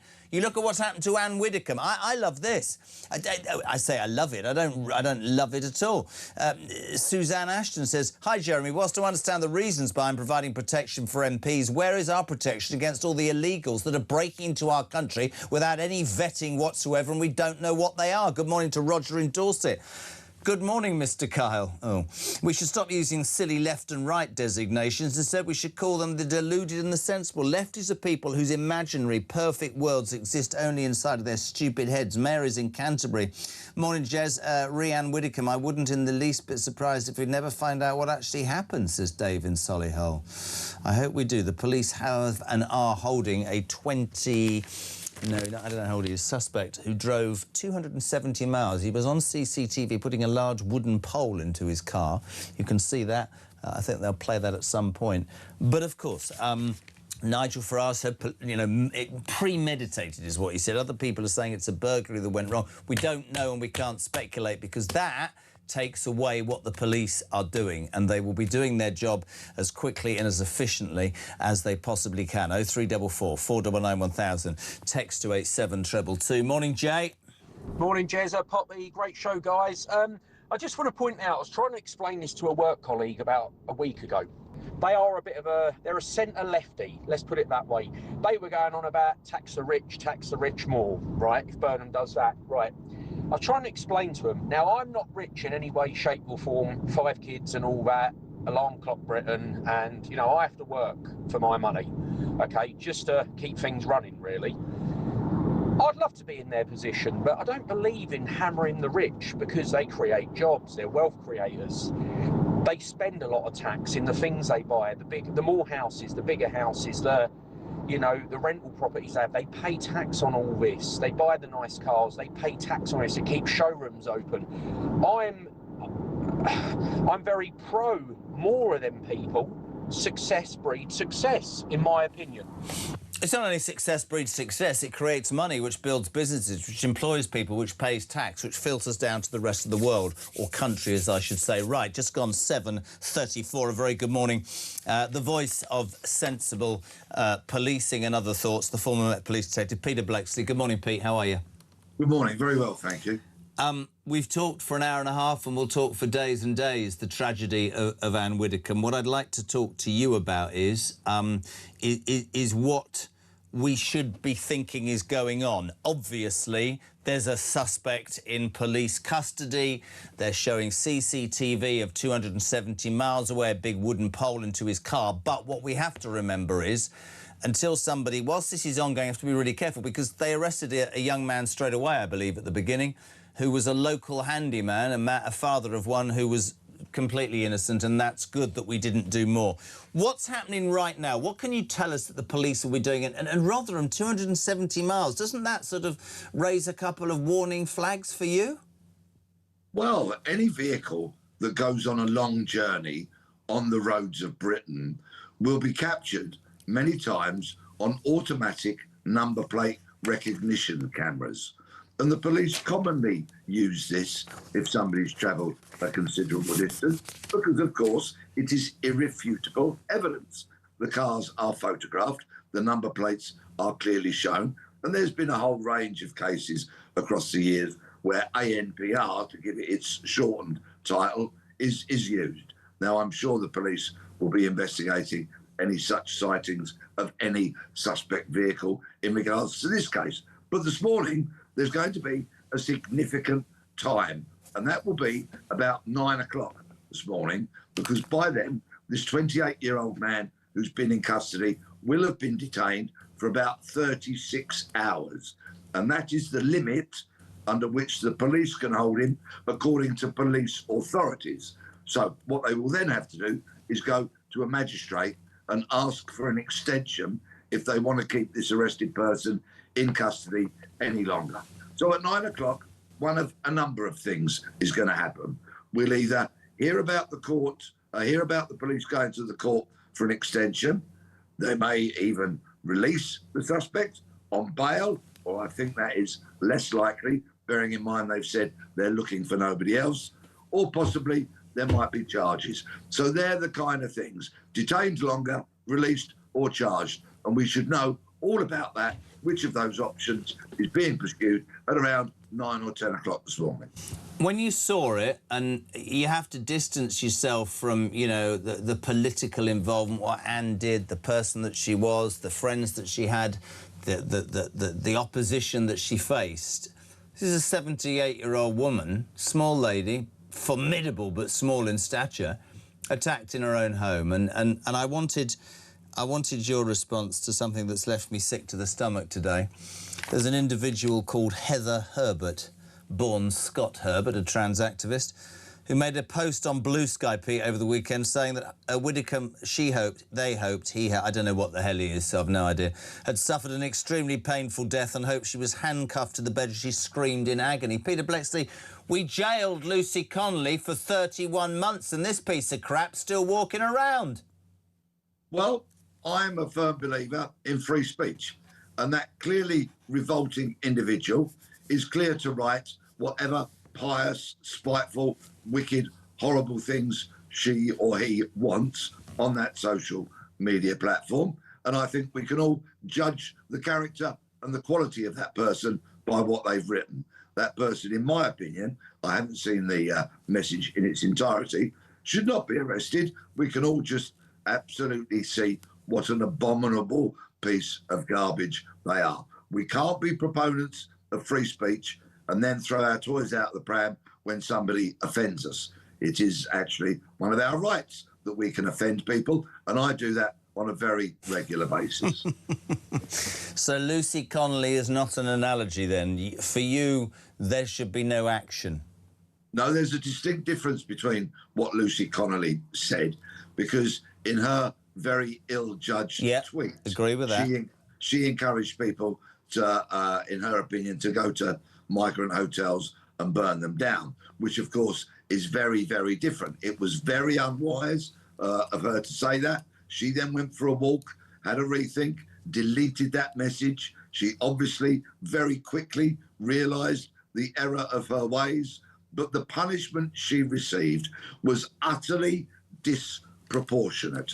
There was no way on earth that Lucy Connolly should have been sent to prison. There is a whole raft of other punishments that might have been very appropriate in that case. And besides, let's remember, Lucy Connolly felt that she'd been bullied into entering a guilty plea. So things might have been very, very different if she'd been properly, legally represented, and if she'd been in front of a sentencing judge or magistrate that took a far more lenient view. So with Heather Herbert, you don't want you don't want they in prison, but surely, you know, let's be honest, Blue Sky should ban her for life, shouldn't they? Social media should say, we don't want your disgusting rhetoric. Something should happen. You can't just get away with dancing on the grave of some poor old woman attacked in her own home. It's deeply offensive, what that person has written, deeply offensive to many people. But if we are going to be the proponents, the supporters and the campaigners for free speech, I'm a member of the Free Speech Union, and I suggest anybody who broadcasts, whether that's on mainstream broadcasting or on social media, considers joining that union, because so many people have been prosecuted unnecessarily and incorrectly. We have to accept that people will write things that offend us. I cannot go on social media, use the vile language that I do sometimes, offend an awful lot of people, and then start shouting and screaming and hollering when somebody writes something that offends me. It's actually one of our fundamental rights that we can offend people. But unfortunately, so often our police seem to take umbrage at that, which is why so many people, including Graham Linehan, of course, were wrongly arrested. And only last week, Mr. Linehan was awarded £25,000 by the Metropolitan Police for that unlawful arrest. Do you think that this tragedy, this death, will rightly start discussions about security, increased security of politicians? I mean, we know that over the weekend Reform has decided out of its own finances to pay for all of its high-profile MPs and people with 24-hour protection. Is this where we're ending up? Is this where we're going? Is this what's going to happen in future? Because it is... I mean, why would anybody want to be a bloody MP, Pete, if I'm honest? Why?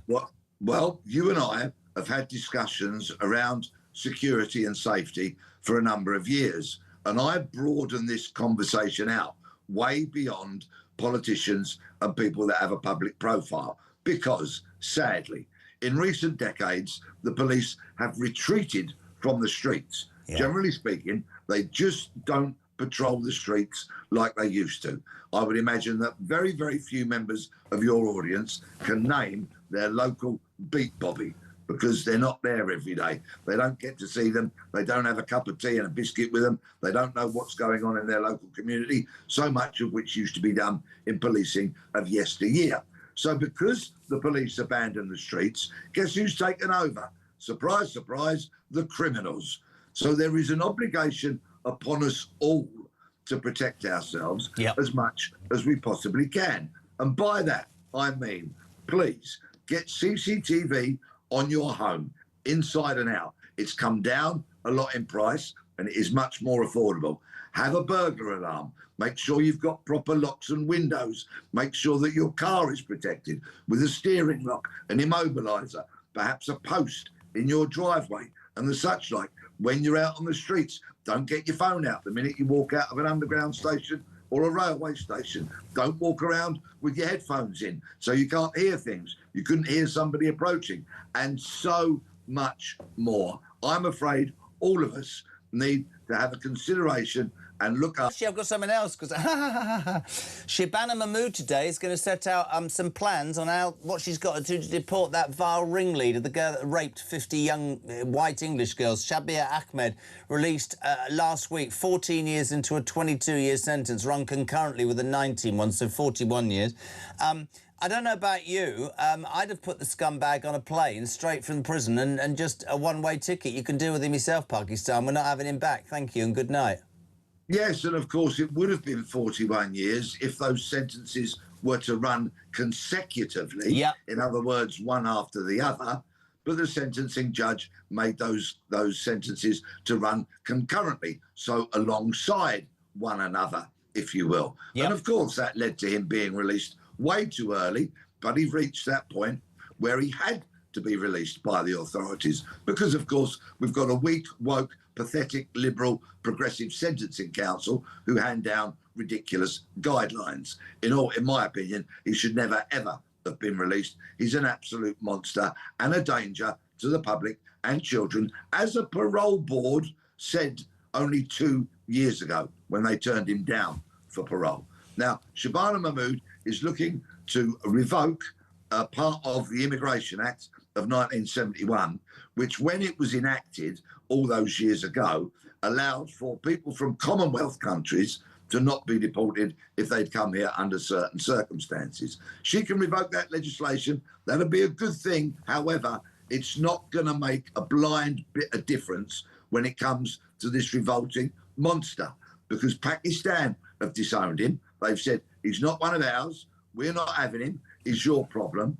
So unless diplomatic moves can get him sent out there, and by that, that's down to the Foreign Office and diplomats to try and deal with it, I'm afraid, as unpalatable and as outrageous as it sounds, I think we might be stuck with him. What a dreadful situation. Absolutely, couldn't agree more. Final question to the legend that is Peter Bleksley, a football fan who's suffered real miseries, and a QPR fan, West Ham for me, nightmare. Is it coming home? We've played crap and we're in the semi-finals of the World Cup, Peter Bleksley.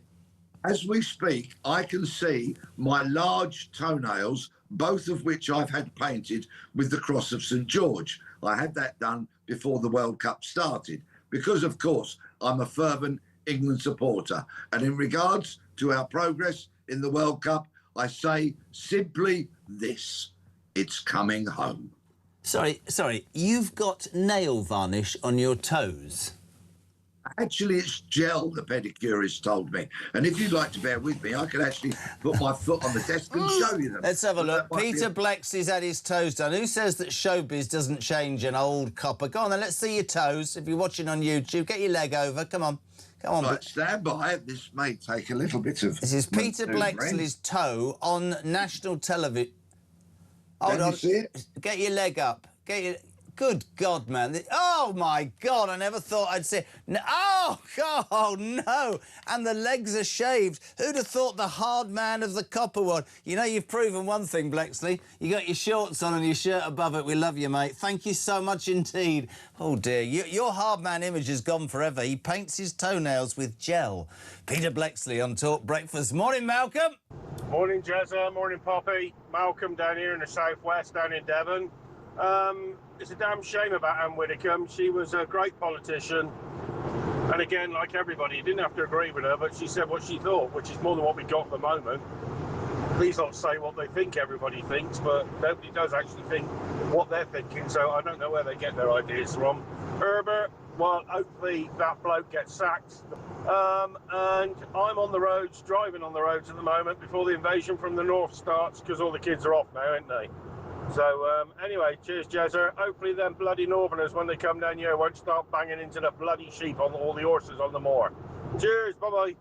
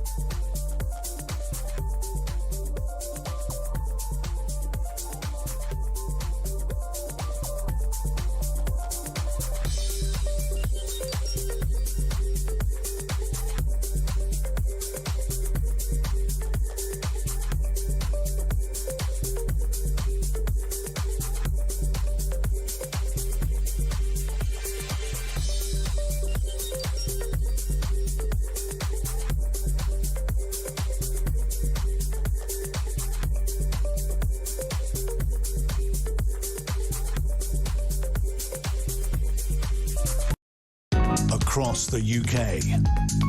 On DAB+, on YouTube, on your mobile, and on your side. This is Talk.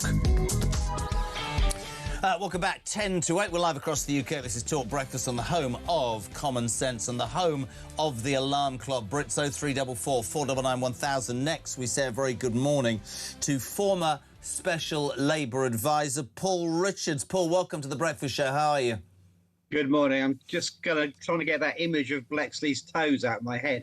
It's not a nice one. It's very unpalatable, isn't it? It's not nice, is it? What concerned me, Paul, if I'm honest, was the rather in-depth discussion of it being gel. I know from Mrs. Kyle that that's a certain... It's not something that... But he seemed to know about it. And the legs were very shaven. It wasn't what I thought would be a hunking great ex-copper, sort of Sweeney Todd flying squad style. Do you know what I mean? I mean, I've worked with him many, many times. I've never really contemplated whether he shaves his legs or not. But, I mean, now the truth is out. We know now, don't we? So, that, you know, that's another journalistic scoop for Talk. There you go. Paul, just very quickly, you have been involved with Talk a long time. I want to talk about Andy Burnham in a sec, but just your thoughts on Anne Widdecombe and this tragedy that seems to be unfolding, and we can't speculate, but just your thoughts briefly, my friend. Well, it reminds me of something that Tony Benn once said, which was politicians could be divided up into weather vanes and signposts. The weather vanes just blow with the wind and whatever the prevailing fashion is. But the signposts are the people who just say what they think, regardless of popularity, and stick to their guns. And Anne Widdecombe was one of the latter, just somebody who said what she thought through conviction, driven by her Christian faith, her Catholic faith, and, you know, stuck out from the crowd as a result. So she's one of those people history will remember. When lots of MPs come and go, nobody will remember. Completely true and good words. Let's talk about Andy Burnham. In the midst of this tragedy, it would be fair to say, you and I have always had balanced conversations, that our Prime Minister in waiting, the criticism is that very little scrutiny is taking place. I've long argued, and follow me, and you'll know this. I mean, I don't think an MP should be able to change his seat without, or her seat without there being an election. I don't like the Prime Ministerial thing. I certainly didn't like it when the Tories were doing it. But this is a fact. He's going to be the next Prime Minister. It closes, I think, Wednesday. Nobody's going to oppose him for the Labour leadership. Do you not think it's right what the Tory party is saying, that Parliament should be extended, and this man should not be allowed to sit in Downing Street for 6 weeks with his finger on whatever button? He should at least speak to the people that we vote to represent us, to give us some bloody idea of what's going to happen in the next few weeks, months and years. Because look at the debacle that was Starmer, who didn't do anything that he said he was going to do because he had no plan at all. Well, our Constitution allows this, of course. This is the rules, and it's not Andy Burnham's fault that those are the rules. He will, of course, face enormous amounts of scrutiny. He's going on a tour where he's going to face the public in the next few weeks. He's certainly going to face the scrutiny of journalists who are going to be poring over his every word and utterance. And then, of course, when Parliament comes back, he'll face the best scrutiny in the world, which is the Prime Minister's questions and the liaison committee and the ongoing scrutiny of Parliament that we have. So I think, you know, he will come under enormous amounts of pressure. But don't you think that scrutiny should be before you accede to the office? Because I do, genuinely I do. Well, you can have a question about constitutional reforms and maybe have a sort of, you know, pre-election hearings, all those sorts of things. But we don't have that in our system. So he's adopting a system that is there, and he's got to now prove his worth. I mean, he's right, I think, to go out to the country, because lots of people in the political world know him, but he's still a bit of a new face for lots of people, particularly younger people, because he left Westminster all those years ago. So, you know, he's doing the right thing, but it's not his fault, is it, that we have a constitution? No, but he wants to do... No, I get that, but he wants to do things differently. He wants to be somebody who appeals across the section. Just a couple of questions. What is it about Andy Burnham? Because you and I, if we're honest, know that in the end he'll just raise taxes. He's not going to be able to deal with the issues, the welfare imbalance, the huge problems with defence without raising money. And he can't do that whether he either cuts back through austerity, changes the welfare bill, which he won't do, or charges more tax. What is it about this man that has led the whole of the Labour Party to line up behind him? What is it about the man Andy Burnham, Paul? The premise of your question is that you can't do those things without growth, but he's going to get growth in the economy like he did in Manchester. How? Because Well, he's going to unleash the forces of the economy out of London and the South East, and he's going to put investment in to get some of those jobs.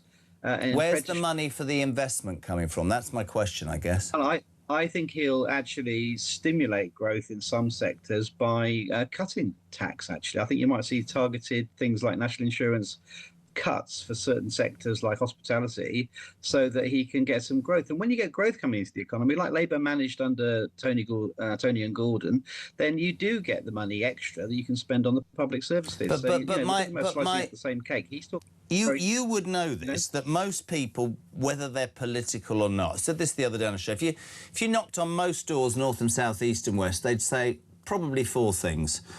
We need to stop the boats.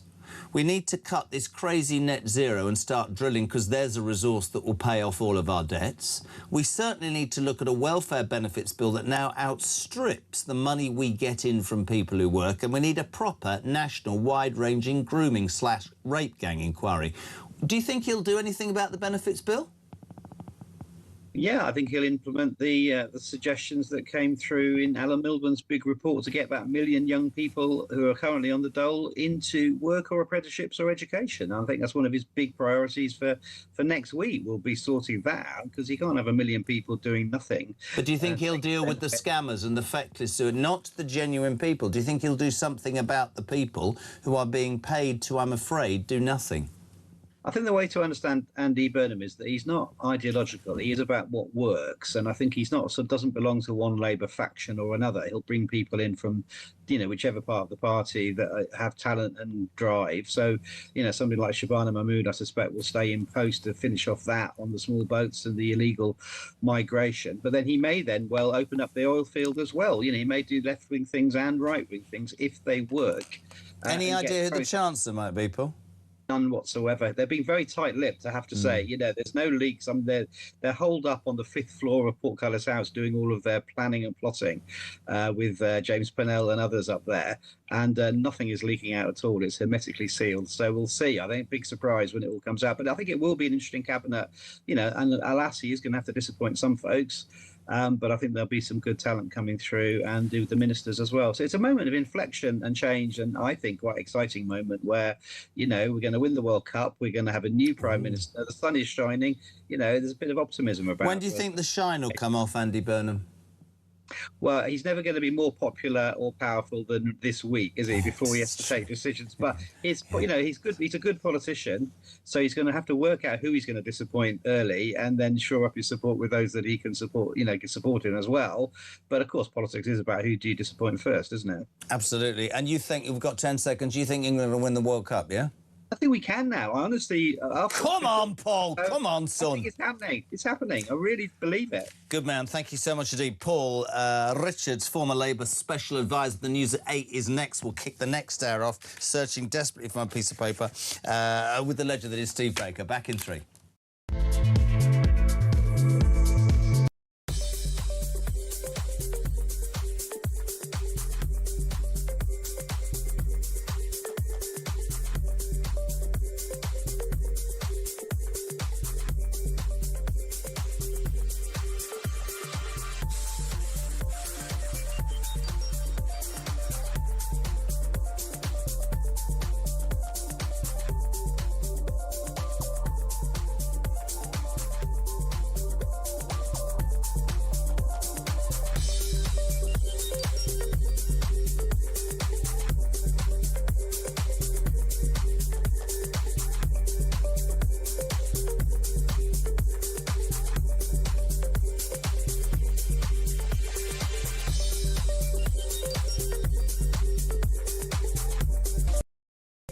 And I've decided today I will resign as a Member of Parliament for Clacton-on-Sea, thereby forcing a by-election, which would happen, I hope, in short order. No, I've decided that the people of Clacton should be the judges of my actions. This will be a people versus the establishment by-election.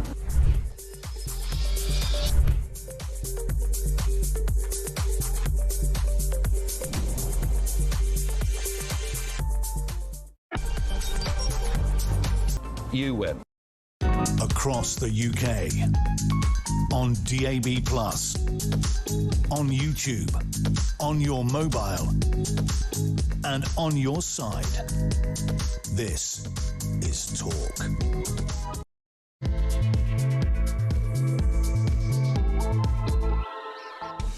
A very good morning to you. Just gone 8 o'clock. We're live across the United Kingdom on Talk Breakfast, the home, of course, of common sense and the home of Alarm Clock Brits. You're very welcome to give us your views on the day's news as ever, my friends. 0344 499 1000. Your text to 87222. Listen, the tragic death of Anne Widdecombe has and will continue to dominate the news. You will all know the story by now about how the completely wonderful, opinionated, outspoken, dominant, formidable lady was attacked in her own home at 12:30, it seems, last Wednesday. The police, front page of The Sun, reporting this morning, Anne's suspect hours before murder, seen leaving a property in Rotherham with a large wooden stick or implement. That man is in police custody. The police say they're looking for no one else. We have to await what that means. But obviously, along with the tragedy, and certainly here at Talk, it's been felt massively. She was a regular face, a voice of reason, and somebody who was permanently part of so many of the shows. In fact, tragically, her last ever interview last Wednesday at 8 o'clock was with Mark Dolan. He was doing the show for me that day. And she was, the police say, then attacked a mere 4.5 hours later. What she talked about in this interview is very interesting. It was about the establishment attacking Nigel Farage, and it talked about many things. Let's just have a listen to the last ever interview that Anne Widdecombe gave on Talk. I've got very little trust left now in parliamentary processes. And if you look at this government, which has a majority on that committee, look at the way that it's reacted when it's felt vulnerable, you know, changes to political donations, cancelling local elections. Nigel is challenging that establishment, and he's called this the establishment versus the people. The attitude previously of politicians was that you just had to endure it. He has taken this decision because he wants an end one way or the other. And he's right to do this. You know, they're going to lack credibility if there's a by-election and a huge majority for Nigel. I think in the days and weeks ahead, there'll be many debates. We'll obviously wait to find out legally what the truth is. There are now lots of discussions about the security of MPs in their entirety. Reform over the weekend out of its own funds are now providing 24-hour security for all their MPs. There's also a bill being passed in the Commons today, the government's flagship elections bill, which is going to attack the amount of donations that political parties are given. Now, if MPs need protecting, should the government be paying? Should individual parties pay? I also want to touch upon something that makes me sick to the stomach, and actually I find myself disagreeing with Peter Bleksley for probably the first time ever. Some ex-Labour candidate and university employees being investigated. This is a Heather Herbert. Born Scott Herbert, a trans activist, made a post on Blue Sky at the weekend saying that she hoped Widdecombe had suffered an extremely painful death and hoped that she was handcuffed to the bed as she screamed in agony. I think that's disgusting. I think that isn't and doesn't have any place in the land. Peter Bleksley looks at it differently, which many people were, which is we are a nation that depends on free speech, and free speech means that you should be able to handle and accept people saying dreadful things to your face. Otherwise, how can we have a society that works? I would point out that Lucy Connolly, to me, there's a two-tier thing going on here, right? I don't have to agree with control of speech, right? I am for free speech. But Lucy Connolly it wasn't appropriate what Lucy Connolly wrote in any which way. I thought it was misplaced. But she was jumped upon immediately for her criticisms and inflammatory language, if that's the right way of saying it, against the Muslim community. I agree with that. But she could have dealt with Lucy Connolly by sending her on some sort of awareness course or talking to her with local Muslim leaders about how hurtful her words were. No, she was banged up for 31 months. This piece of crap is under investigation. You can't say that about a 78-year-old woman bludgeoned to death in her own home and expect to get away with it, can you? What do you lot make of that? 0344 499 1000. Text to 87222. Steve, good morning. Hello, Jeremy. Steve from Derby. With all this stuff going on about Anne Widdecombe and with the 30 or 50-plus rapes that guy committed, isn't it time now that we turned over a new leaf and started to talk seriously again about the death penalty? to send a clear signal out to people that if this is what you do, this is what happens to you. Don't you think that it would honestly make people think twice about the crimes that they commit? Let's put that to the former Conservative government minister. First guest this hour, Steve Baker. Good morning. Good morning, Jeremy.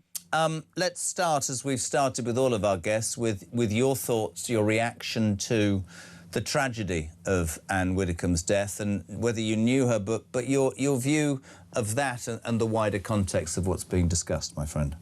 Well, I was absolutely horrified, of course, like everybody else, and no one deserves death. No one deserves to be murdered. It's really appalling. She must have been so frightened. And, you know, we just need the facts now. But, yeah, of course, like everybody else, I was absolutely appalled. I didn't know Anne Widdecombe. Obviously, I know lots of people who did know Anne, and they're really shocked. She was a person of immense character and resilience and resolve. You certainly knew where she stood, whether you agreed with her or not. And I'd just like to respond to what you said about that person who said terrible things about what they hoped about the manner of her death. Some people really disgrace themselves by what they say. And in a country like ours, we should have free speech. And I think Anne Widdecombe would have stood up for free speech. She certainly did in the course of her career.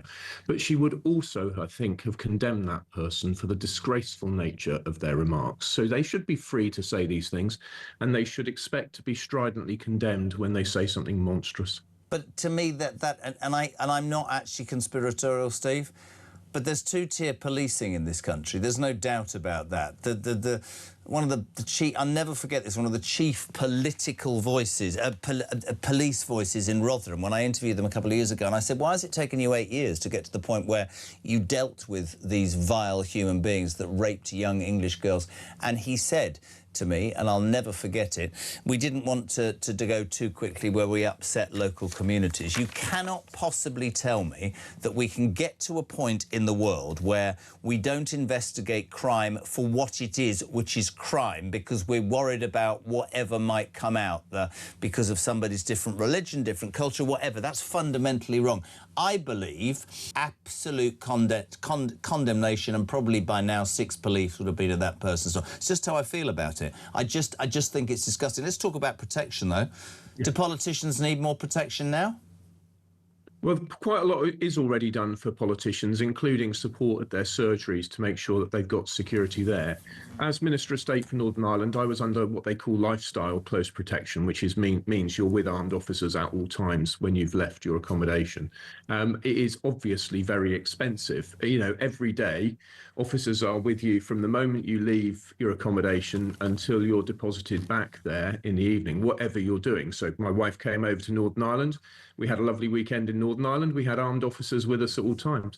It is fabulously expensive to have an armoured vehicle, 2 police officers, 3 firearms, and additional officers when you go to higher risk places. And such very expensive measures need to be extremely carefully considered before they're applied. I certainly do not think that every member of Parliament needs lifestyle close protection. So what do you think of Reform today admitting that they're now paying for 24-hour security for their MPs and high-profile people because of their fear after what's happened to Anne? I think it is overblown, and I think you can understand why anyone would be afraid. I certainly had death threats during my time as MP for Overblown? How can it be overblown? Well, because at the moment we think the police are telling us that there's no reason to think there was a political motive behind the killing of Anne Widdecombe. Members of Parliament serve their communities by being a part of their communities. No, I agree with that. But then, mate, I'm not against that, and you did it. But I think this goes further. I didn't even know until the weekend that Anne Widdecombe was the godmother of David Amos's, the late David Amos's eldest daughter. David Amos was stabbed to death whilst doing a surgery, as you say, integrating himself and being part of his local community. I literally can see a point where surgeries are online in the future, Steve. I really believe that. Well, of course, during COVID and other times we have done online surgeries. We offered plenty of people Zoom meetings if they preferred.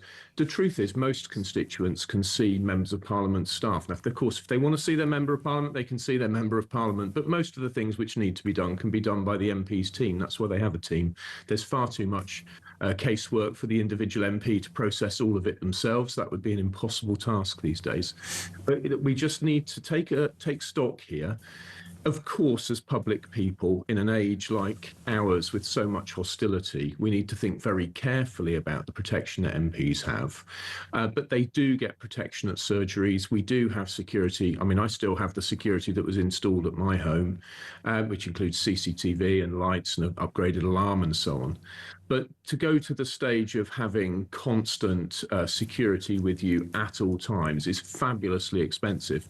And it might be fabulously expensive, but if you think of Joe Cox and you think of David Amess and you think of Anne Widdecombe, is there not an argument that says that that money, I mean, who's going to want to be an MP? I mean, let's talk about Farage. You might have a different view to some people. I don't really have a view on it. It's safe to say I know for a fact that Nigel Farage has had more death threats, more disgusting threats than probably any politician in history, and yet the Labour Party refused to give him protection. He's the leader of a political party. Whether you agree with reform or not, I don't agree with many things of many political parties, but shouldn't Nigel Farage? I mean, there's a bill going through Parliament today, the government's flagship election bill, which is going to say we'll stop donations. How would reform then fund the security of Nigel Farage unless they take donations? Because let's be honest, the government turned that down for him. I don't know. I think there's a whole debate going to happen. There is absolutely a need for a huge debate about this, and there's several things to unpack there. The first thing is taxpayers' money. If things were the other way round and the government announced that all members of Parliament were to have lifestyle close protection and an armoured vehicle at all times, the cost of that would be many millions of pounds, and there would be outrage the other way. Equally, if Nigel Farage feels that he needs security protection when he's out amongst crowds, and that has to be paid for, there is a debate whether he should get that at taxpayer expense. A separate issue is what Labour are doing to cap donations. It's plainly an attack on reform and on the Conservative Party to cap donations. I expect Andy Burnham will go for proportional representation. They've already gone for votes for 16-year-olds. These are all partisan attacks on our political system, and they should be opposed, they should be condemned. The particular issue of what kind of security MPs need, I think just that we do need to take stock, get the facts, and think about what would be proportionate cost to taxpayers. If you thought about restanding one day in Wickham or another constituency, would what's happened to Anne Widdecombe, David Amess, Joe Cox, would that put you off, Steve Baker? Absolutely not, because when I was first elected in Wickham in 2010, I knew that several terror plots had been plotted out of Wickham, I'm sorry to say, although the vast majority of people here are law-abiding like everywhere else. And I knew that there was an outside chance that my life would be at risk by being a Member of Parliament. And I'm sorry, folks, it's serious being an MP, and we are typically treated with contempt by the public, and that's fair enough. That's one of the safety valves in our system. But if you want to be a Member of Parliament, if you go into public life, if you put yourself out there, if you go most days of the week to a place which has armed officers, you have to expect that you will be at heightened risk compared to a private person. And that's not to say that it's right. It's not right. It's absolutely wrong. But if you those are live pictures, by the way. Just can I say, if you're watching live pictures at the scene outside Anne Widdecombe's house in Hayter in Devon, just so if you're watching, Steve. No, it's I get that, absolutely terrible. But I think we have to just be realistic about what proportionality means. Yeah. This person who's killed Anne Widdecombe apparently had no political motive. Now, we need the full facts.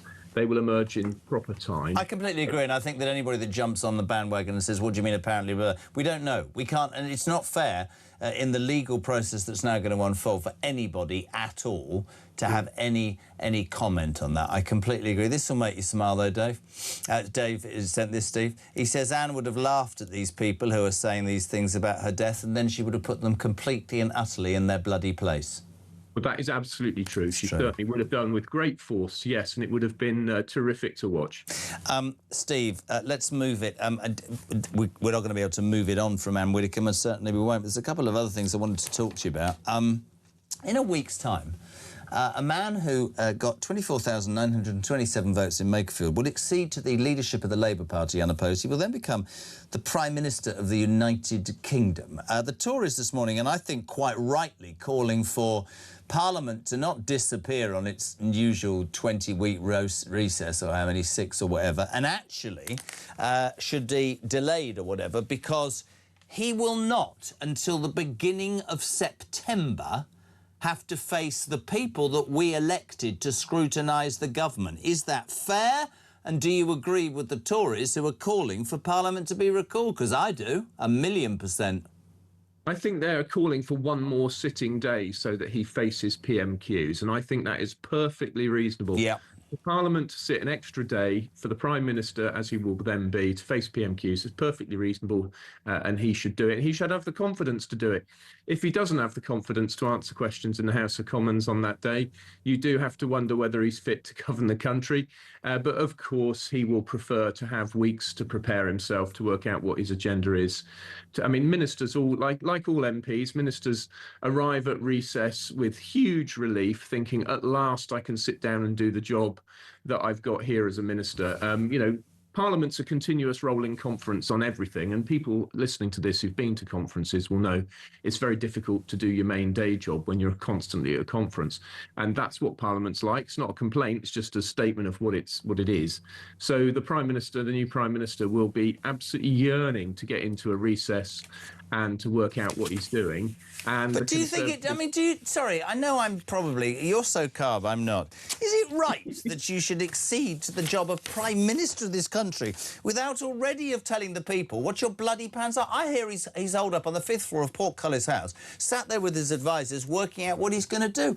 I don't think you should be Prime Minister until you've told us what you're bloody well going to do, and we fell into that trap with the old nasal knight, because he patently adopted the Ming Vase policy of saying absolutely bugger all because the Tories have messed up so spectacularly, and he got the biggest post-war majority, and look what a mess that's been. Look, I'm going to let you into a little secret, Jeremy, you and your listeners. In the event that the Tory party demands my return and I'm re-elected in a hugely significant by-election and triumphantly take over the leadership of the Conservative Party, I can assure you that not only will I work out what I'm doing before I take office, I will also tell people. But I would, in that circumstance, like to have a little bit of time to work out what I'm doing. I don't really blame Andy Burnham for taking a time out. I'm trying not to be partisan, but I do think it's perfectly reasonable. But I want to know, well, I don't know whether that's an exclusive, whether you're standing again or you're challenging Kemi Badenoch, we'll see. But I just, the thing is, I think I have a right, because my Prime Minister is about to accede to the job, and I didn't even vote for him. I voted for, I mean, I would never, but people who voted Labour voted for Keir Starmer and the manifesto. I think it's wrong. I'm not saying people are saying, well, that's the system. And I know it's difficult for the Tories because they change leader and Prime Minister more times than most people change their underwear. I don't know. Burnham is just, to me, I think the gloss will come off really quickly. And I read this morning in a newspaper that he plans a 38 billion tax rate. Of course he does. Yes. Labour will do terrible things. That's in their DNA. They will raise taxes, they will increase spending, and they will do things to try and entrench their position in our institutions. We've already talked about, I mentioned PR, you know, we've talked about votes for 16-year-olds and so on, and capping donations. You know, that they will do these things to entrench their position politically. They'll do it shamelessly. They'll claim the moral high ground as they do it. This is what they do, and they'll claim the moral high ground as they take more money off people. And this is why we should have a general election, of course. As soon as a Labour government is in, I want a general election to get them out. And unfortunately, you know, every generation needs to touch the hot stove, doesn't it, and have a little taste of a socialist government. What we really need is a robust, strong, confident government of the centre-right. How long, in your experienced opinion, Steve, will it be till the shine comes off eyebrow man, as I now call him? The shine will come off him very quickly after he starts actually doing things and disappointing people. Your previous guest said, you know, politics is about who you disappoint first. It'll be September when he comes back and actually must make announcements, and then people will be disappointed. So are you being called by the Tories to run a by-election, and are you going to challenge Kemi Badenoch? Absolutely not. No, that was a joke. I will not be doing that. I think what happened with Andy Burnham was like something out of a movie. You couldn't make it up. It won't be repeated. And I do not really... Conservative Government Minister, thank you very much indeed. 8:22, let's cross live to Westminster. In the morning sunshine, and probably is blowing. Shadow Home Secretary, delighted to say a very good morning to Chris Philp. Chris, good morning. Good morning to you. Obviously, the way to start, because this story will dominate the news for weeks ahead, and so it should, the tragic death of Anne Widdecombe. Ironically, the last interview she ever gave was on this show last Wednesday at 8 o'clock in the morning. We believe from what we know, Chris, she was then attacked and murdered about 4.5 hours later. She was a regular on this station, and we're all, you know, beyond shocked, as the country is, by the callous murder of a formidable but diminutive 78-year-old woman. The police this morning, you can see it on the Sun, suspect hours before murder, drove 270 miles. Nigel Farage says it's premeditated. What we're saying is we have to wait for the police. That is absolutely nailed on. What are your thoughts on this tragedy and how it's unfolded? What's it done to you personally, Chris? Well, I mean, first of all, we should just extend our sympathies to Anne Widdecombe's friends and family, who are going to be distraught at the loss they've suffered. Every murder is a tragedy, and her friends and family will be devastated today as they try and come to terms with losing her. She was a redoubtable figure who always stood up for what she believed in, whether or not she thought it was going to be popular. She always spoke her mind, I think, in a way that whether you agreed with her or not, and I often did agree with her, but whether you agreed with her or not, I think people found her honesty and directness very refreshing. So I think we really have suffered a terrible loss with her awful murder. Where are you on MPs' protection? There seems to be the beginnings of a debate, Chris, on not actually just reform across the political spectrum. That you know, this really does need dealing with. We think of Joe Cox, the Labour MP, so cruelly taken. David Amess, who I didn't realise Anne Widdecombe was the godmother of one of his children to the weekend. Both of them callously taken. Anne Widdecombe. Do you think that politicians? You're a politician. Do you look over your shoulder? Do you think that you can understand fewer and fewer people want to get involved because of this? And do you think the government should be protecting politicians more? Yeah, well, of course, we don't know in relation to Anne's case exactly what happened, and as the police said, we shouldn't speculate until we do know. But on the wider point you're raising, I think we do live in increasingly polarised times where people get quite angry, some people, and we have seen those two terrible murders you mentioned in the time I've been in Parliament, which is 11 years now. I've seen two colleagues, Joe Cox and David Amess, murdered. I think in both cases in their own constituencies. I think in both cases at or close to a constituency surgery. So I think it is always at the back of your mind. The view, I mean, I'm just speaking personally, the view I've always personally taken is that I don't want to let fear change the way that I go about doing my job. I was elected to represent my constituents, to try and do what I think is right in the public interest. I know not everyone is always going to agree with me, but that's fine. And I try not to let those kind of concerns prey on my mind or change the way I do my job. I do think Parliament, the government, should make sure that any kind of threat is dealt with quickly, that whatever protective measures are needed get put in place. But you can't equally wrap people in cotton wool 24 hours a day, so it's a really difficult balance to strike, to be honest. But I think any time there is any sort of credible threat, the government and Parliament should be acting very decisively to put in place protection, which I think in some cases has happened. There are some MPs, I'm not going to mention which ones, but there are some MPs who have special protection, not even ministers, but just regular MPs, because there are threats, and it's important that where that happens, there is really tough protection put in place. The two things that I know the minister that you shadow, Shabana Mahmood, has been talking about and will be involved, I'd love your take on. Firstly today, I mean, this is beyond me. Home Secretary Mahmood will set out today the legal steps she will take to deport the freed ringleader of the Rochdale rape gang, Shabir Ahmed, released last week after 14 years of a concurrent 41-year sentence. Please tell me if your Home Secretary will make people serve the whole time. Has been released, and a government with 183 majority, Chris, who could instigate legislation to allow people to drink overnight from 5 till 5 a.m. to watch the football, are only talking about legal steps. This is appalling. This piece of rubbish should be deported from this country straight away, whatever it takes, shouldn't he?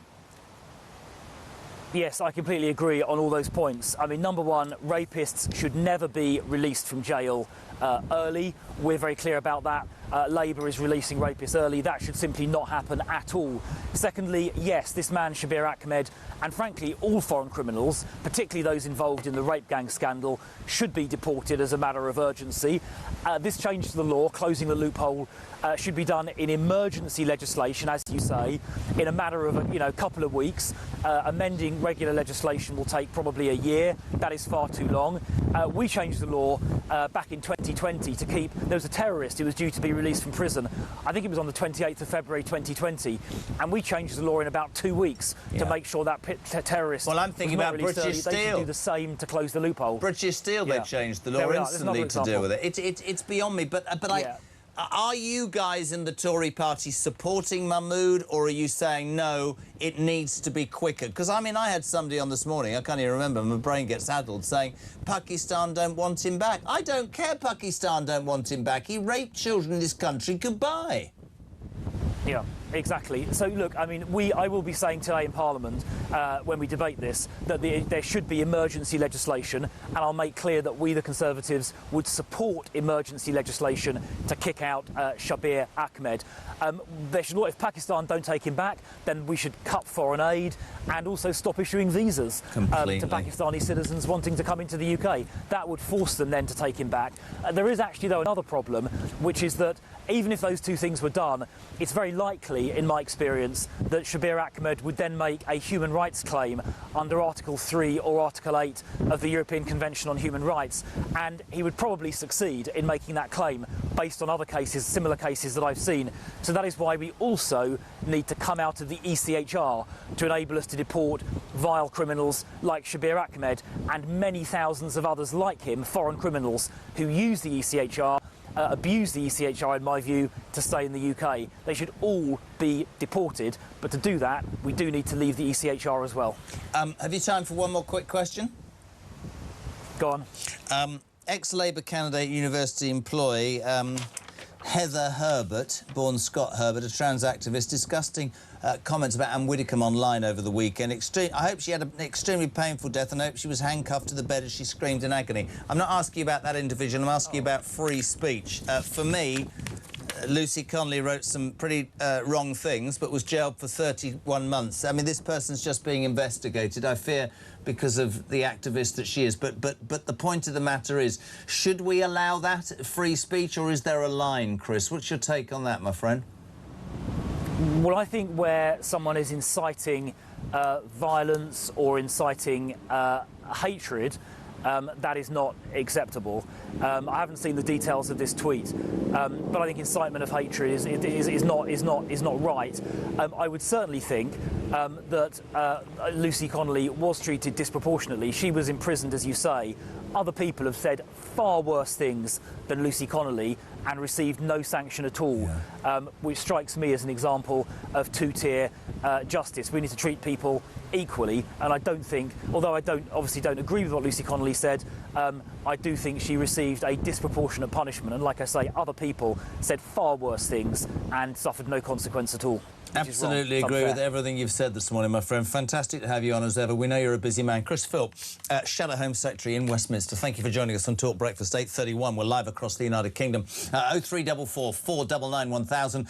Voice notes, texts and calls. It's your show, Alarm Clock Brits. Morning, Rob. Morning, Jez. So sad about Anne Widdecombe this morning. Let's forget this is a really small little old lady just getting on with her life. She chose to take politics up, and she was one of the few who actually spoke from the heart. I think when she spoke, people listened. You could believe what she said. I don't think she tried to ever hide behind anything. Some of the rhetoric this morning from different sorts of people, and I think the internet becomes an evil vehicle for people at times, and this is shown by the way people are conducting themselves, talking about a little old lady in such a fashion, killed in such a brutal way. God bless her. I hope she's dancing in heaven and making everybody smile the way we did down here.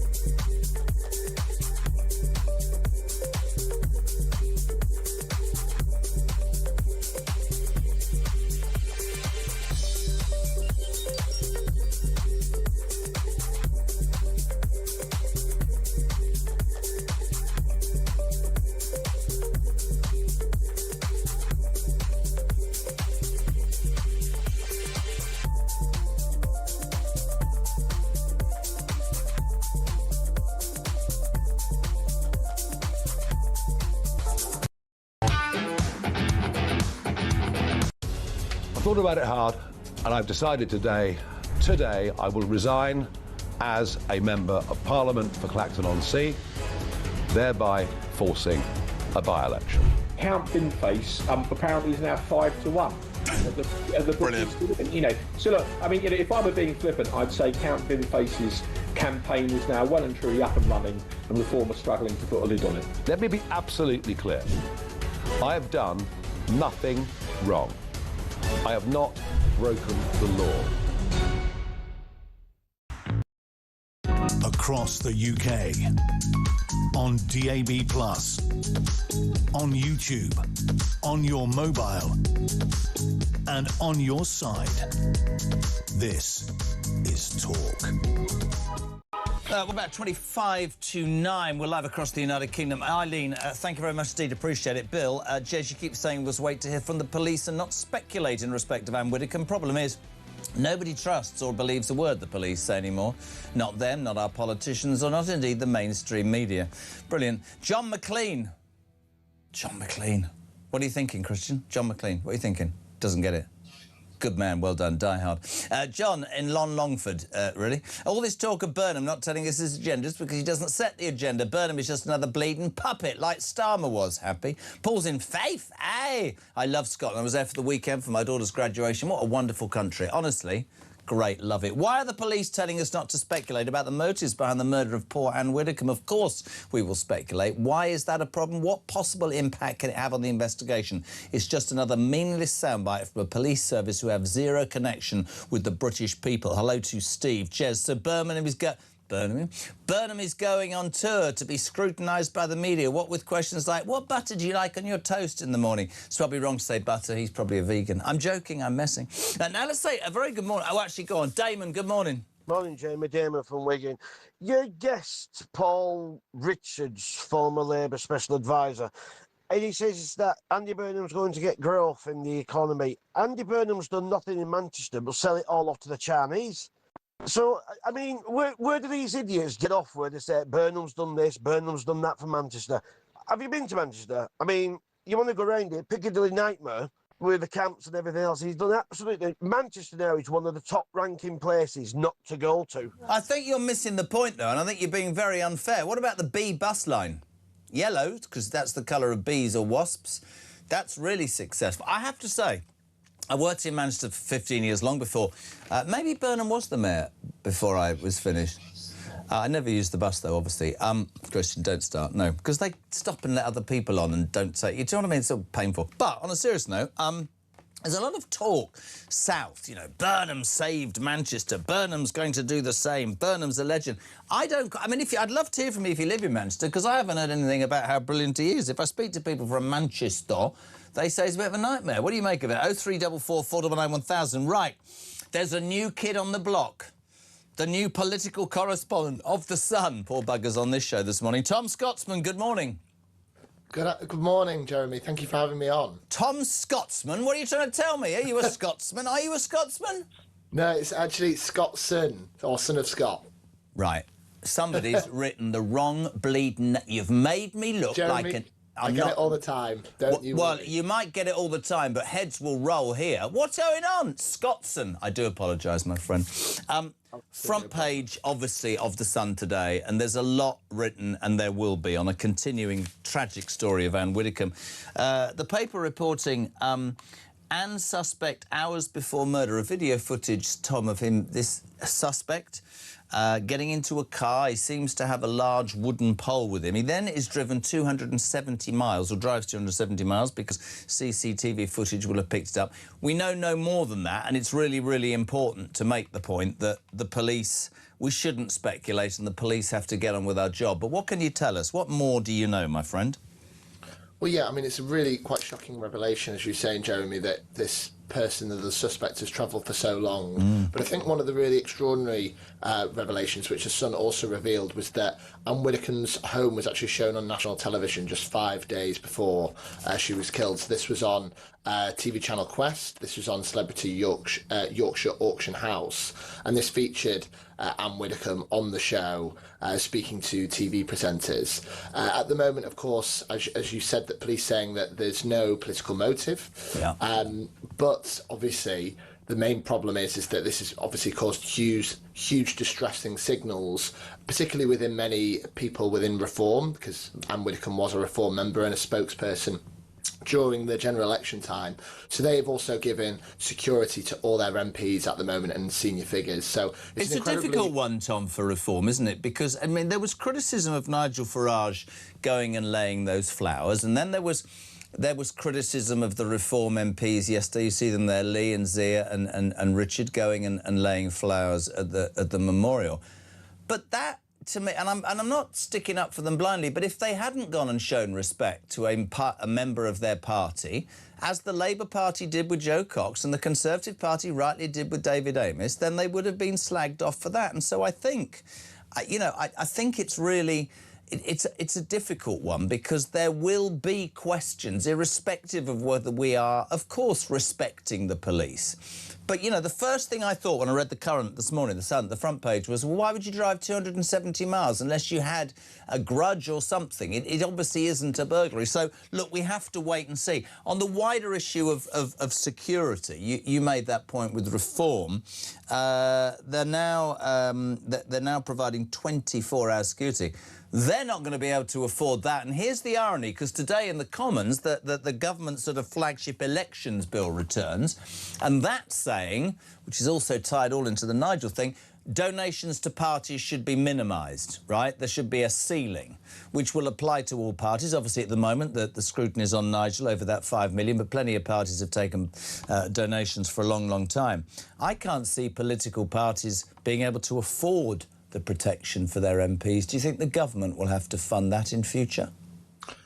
As you say, Jeremy, the security for MPs is incredibly expensive. I mean, the only one that I can remember doing it in the last 10 years is Farage. I mean, first meeting him, I think, more than 10 years ago, he still had 2-3 people in his entourage still protecting him. And this is when he was, you know, of course, not a candidate to be Prime Minister. This is when he was outside of Parliament. Yeah, it's a really interesting question, because if, therefore, there's going to be a cap on donations to parties, then Parliament has got to do it. But as what we've seen so far is that Parliament has been unwilling to bring in and step in for security for Nigel Farage, and of course those bills aren't cheap. So this is going to be a difficult question to answer.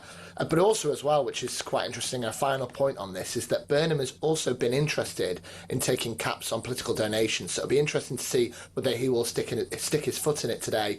I very much doubt it, because he's about to take office next week. You're not going to try and tell me on day one of being on this show that you actually believe that Andy Burnham's going to give us anything more than that chiselled look and up north at number... I honestly... I mean, you touch upon the thing. This infuriates me. Obviously, we've got and would continue to talk about dear late Anne Widdecombe, but the next Prime Minister, Tom, of this country has had absolutely zero scrutiny and will walk into Downing Street next week, potentially, by the way, not to even address MPs for about 6 or 7 weeks. I think that is unbelievably wrong. Unbelievably wrong.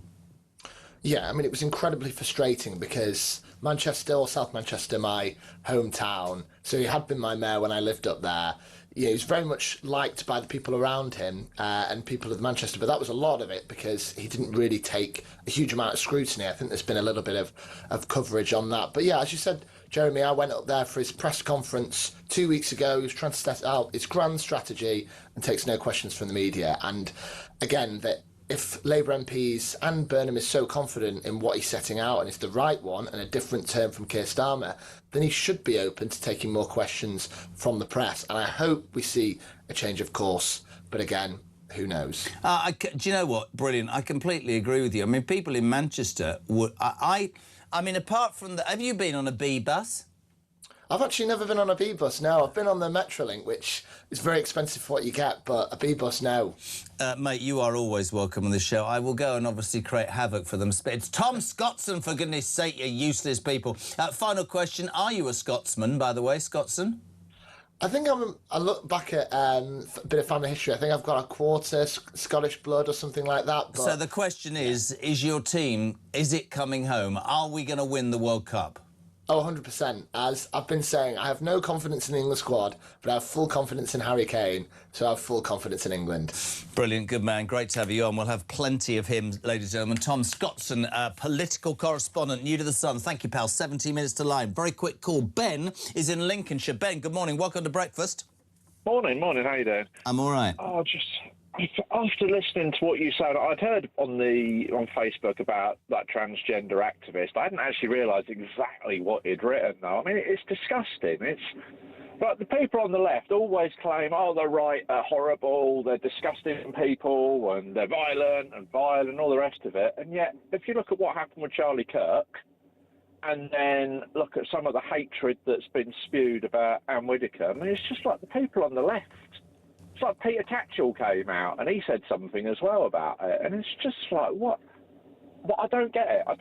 Yes, I admit that certain vile murderers and paedophiles, you read about them being killed in prison. It's like, yeah, excellent. Glad. Like, and Martin McGuinness. Listen, I'm. People get obsessed with, you know, are you right, are you left? My view is very, very simple. Of course we should have free speech. Where I differ with Peter Blexley is I don't like the same I want the same treatment. If you write something wrong, that has to be decided. You cannot jail Lucy Connolly and just be investigated. And listen, if it gets me rubbish, I'll deal with it. I repeat the story again and again. The policeman in Rotherham, it took 8 years, I said to him, why did it take you 8 years to investigate these rape gangs? And he said, we didn't really want to cause sectarian problems and upset the local community. So you're talking about the British Pakistani community, of which those men came from. That's a fact. It's not racist. It's a fact. Yes. So in this instance, right, Lucy Connolly made some really wrong comments about the Muslim community. I wouldn't stand by any of those comments. She deleted it. She should have been punished, maybe with some time spent with the local community's understanding. But this trans activist says, I hope she was handcuffed to the bed and died in agony, and is just being... Activist, and what some of these people have posted about Anne Widdecombe is disgusting. It's absolutely disgusting. But no, they shouldn't go to prison for it. Lose their jobs and be kicked out of their jobs and the whole lot, I think that's absolutely fine, because why would you want to employ somebody who's got the morals of a sewer rat? But no, she shouldn't go to prison, or sorry, he shouldn't go to prison for what he's written, because other than it just being vile, he's not actually said that somebody should go out and kill Anne Widdecombe. He's just posted actual vile, horrible stuff about the way that poor lady's passed away. Completely agree. Great. Actually, thank you, by the way, Ben. And Rosser in Yorkshire makes the point. This creature, Heather Herbert, should suffer the consequences of her vile public comments. All employers will have a contractual clause relating to bringing their place of employment into disrepute. So in the first instance, she should be fired immediately. Rosser says, may we pray for the beautiful soul of the dear late Anne Widdecombe. Rest in peace. Talk Breakfast, back in 3.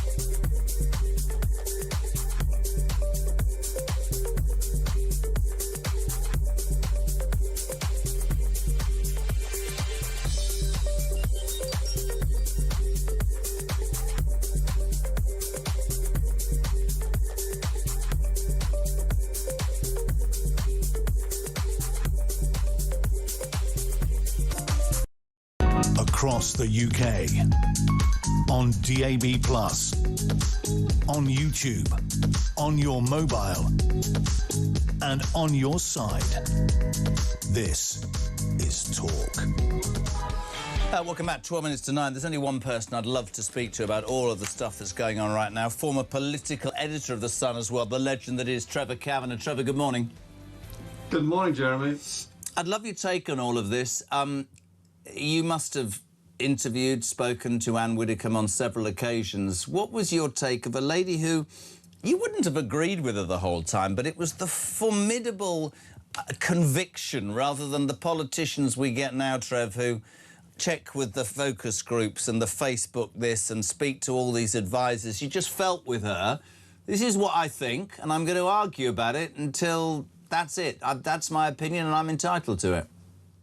Absolutely, and I have to say that on most counts I agreed with everything she said. I thought she had that striking ability to speak for the ordinary member of the public, but who maybe wasn't as well informed as she was, and she was extremely well informed.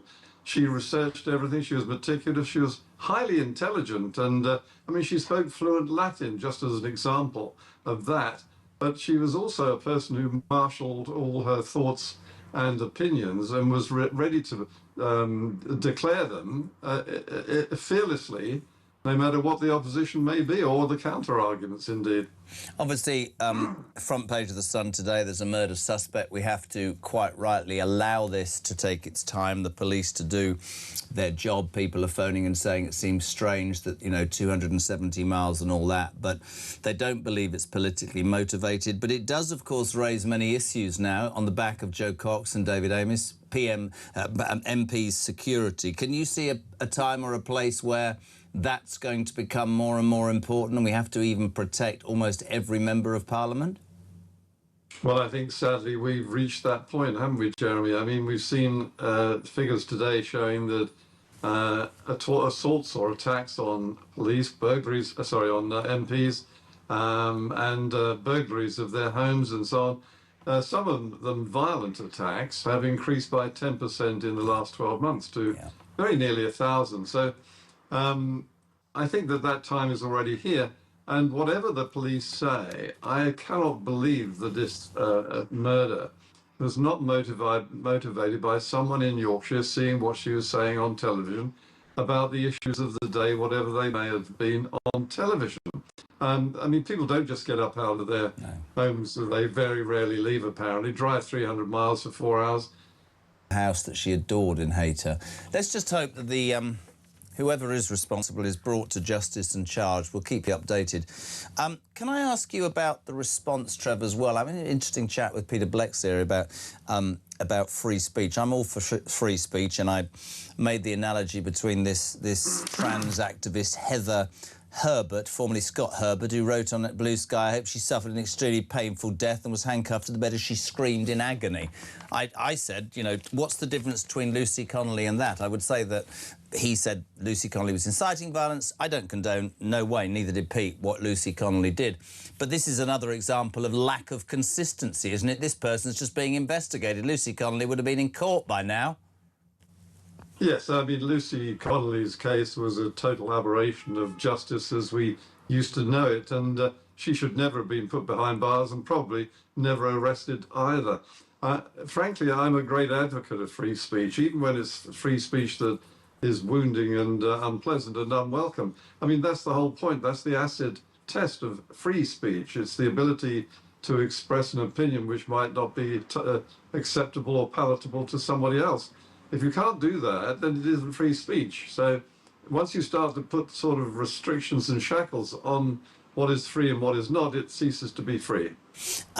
Let me also move from the Anne Widdecombe story to the other news story that's dominating, Trev, this morning, and that's the fact, and you've done this for a long, long time, a man in his late 40s or maybe early 50s, in 7 days, on the backing of 24,927 people in Makerfield, will accede to the most powerful job in the land, which is that of Prime Minister Andy Burnham. Nothing to do with him, that's what's happened, it's news cycles work as they do, has had absolutely no scrutiny and will enter the Commons as the leader of Labour and the Prime Minister and won't have to speak to MPs until the beginning of September. Do you agree with the Tory party, you say? We need to extend Parliament so he has to do one Prime Minister's question time and face the opening and explain something about what he's going to do.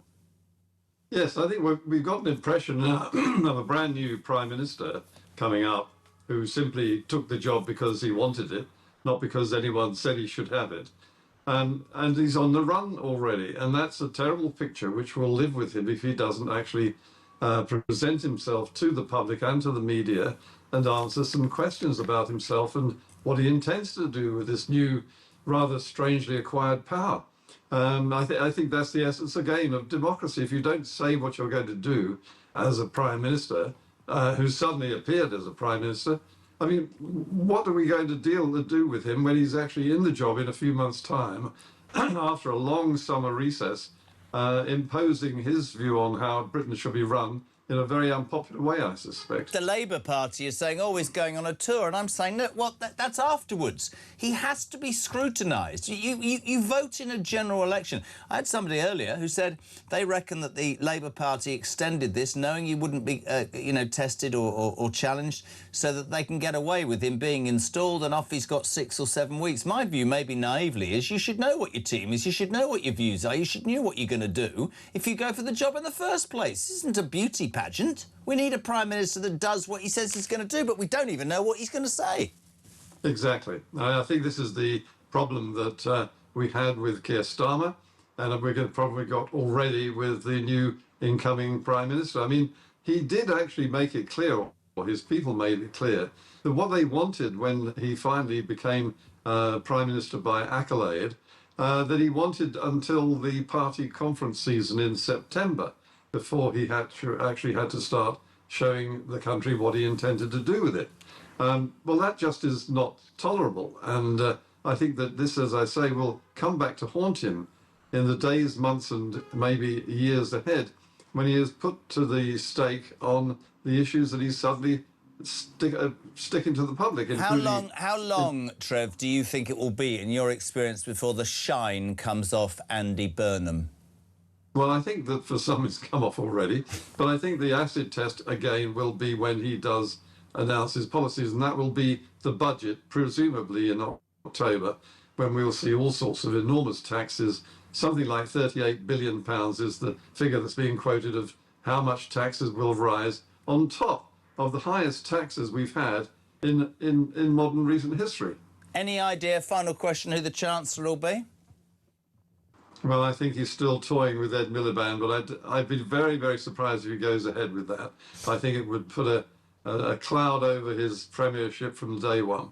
Really interesting and great to get your take on everything as ever, my friend. Thank you so much indeed. Former political editor of The Sun, the legend that is Trevor Cavan. Almost 9 o'clock. We're live across the UK. 0344 499 1000 in the next hour. Harry Redknapp is on the show because guess what, my friends? It's coming. Go to the news. Forget it.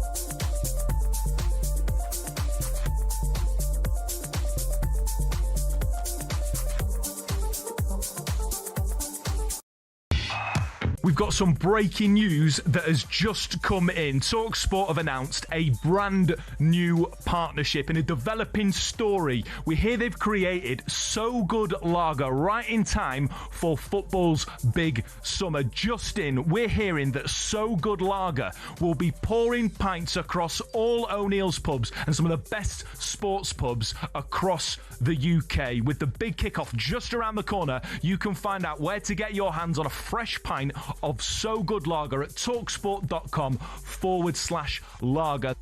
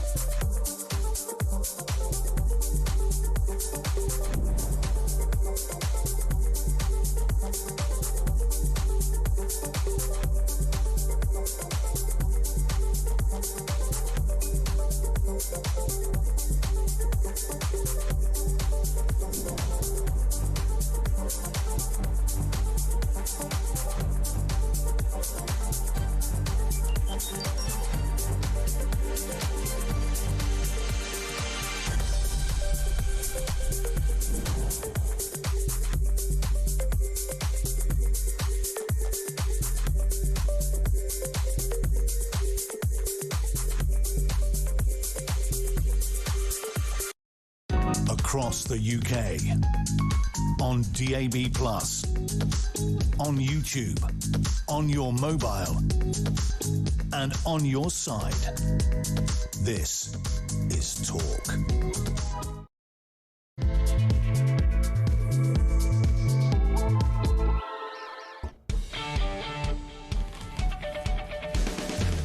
Welcome back. 3 minutes past 9. We're live across the United Kingdom. Talk Breakfast is on. It's the home of the alarm clock Brits, and it's the home of common sense. And the blind has been open, and I'm looking out. What's happened? It's cloudy. Cloudy and sticky, not that any of you care. Jeremy, if we get to the World Cup final, says Gareth Furs, I assume the PM will get an invite. Now that that will be two-tier Keir's last swan song, or Burnham's first action as PM, hoping to get a bounce from the England win. Actually, that's true. Who will go? Oh, it'll be Keir, won't it? It'll be Keir, no fear. Anyway, listen, welcome back. So much to talk about. We've been talking quite rightly about the only news story in town, which is about the awful, awful, tragic death of Anne Widdecombe. It continues to dominate the news, and so it will do. So much has been said about this lady, what a formidable, opinionated titan she was, but she was also a 78-year-old woman who was murdered callously in her own home, a home that had been on national television, actually, in an episode of the Celebrity Yorkshire Auction House just 5 days previously. Now, front page of The Sun has the main news story of the day, which is Anne's suspect hours before the murder. CCTV footage shows the image of a man that the police are holding, who then drove 270 miles with that wooden object in his car to where Anne lived. Now, it goes without saying, we can all sit around and speculate. We can all think this, that and the other. Police don't want that. No does anybody with a brain cell. The police need to be able to do their job and find out the truth. They arrested, of course, somebody straight away on Saturday, and that person was then released without charge and is not in the police's thoughts. So it's really important that we don't over-exaggerate. But naturally, thousands, hundreds, millions of you really, really concerned about the impact this has on security for MPs, what it means about us as a society, what it means about just policing. You know, I mean, there were some hateful comments over the weekend. One particular person, Heather Herbert, born Scott Herbert, a trans activist, saying, I hope that she suffered an extremely painful death and was handcuffed as she screamed in agony. I then used the analogy of Lucy Connolly, but of course free speech is free speech. But listen, 0344 499 1000, text to 87222 if you'd like to talk about that particular situation. Reform responding by giving security 24 hours a day to all Reform MPs, because of course Anne was a spokesperson for Reform, which is why people have been asking if it's politically motivated. I'm not going to speculate on that until I know the truth about the reasons why this poor lady was taken from us. Also in the news, we have to do this as well. 7 days' time, Andy Burnham will be your new Prime Minister, ladies and gentlemen. Him are the eyebrows, yet know nothing about what he stands for. He did create B buses in Manchester, which is... Anyway, let's get Rob's take on Andy. Morning, Rob. I won't, don't, shan't, will never use buses. I hate buses. I hate buses so much. I don't like the people on them. I don't like the diseases I catch. I don't like the people playing radios. I don't like anything about buses, waiting for them being late. I really don't like buses. So therefore, what has Andy got to give to me? Nothing, because all he can do is claim that he helped put buses into Manchester. Great. I really dislike Andy Burnham, and he has nothing to offer me. Thanks, Rob again. Cheers, bye. What's a happy one, wasn't he? He hates buses, he hates Andy Burnham. What do you lot make of it, my friends? 0344 499 1000. Is the World Cup coming home as well this hour? Harry Redknapp dissecting a dreadful England performance. But we won again, which is absolutely fantastic. Here's a lady who I know will have watched the football with several pints in one hand and several in the other and will have downed them all. Isabel Oakeshaw, good morning. Good morning. I did watch the football, but I certainly wasn't in any mood for drinking. It's been a really, really difficult weekend.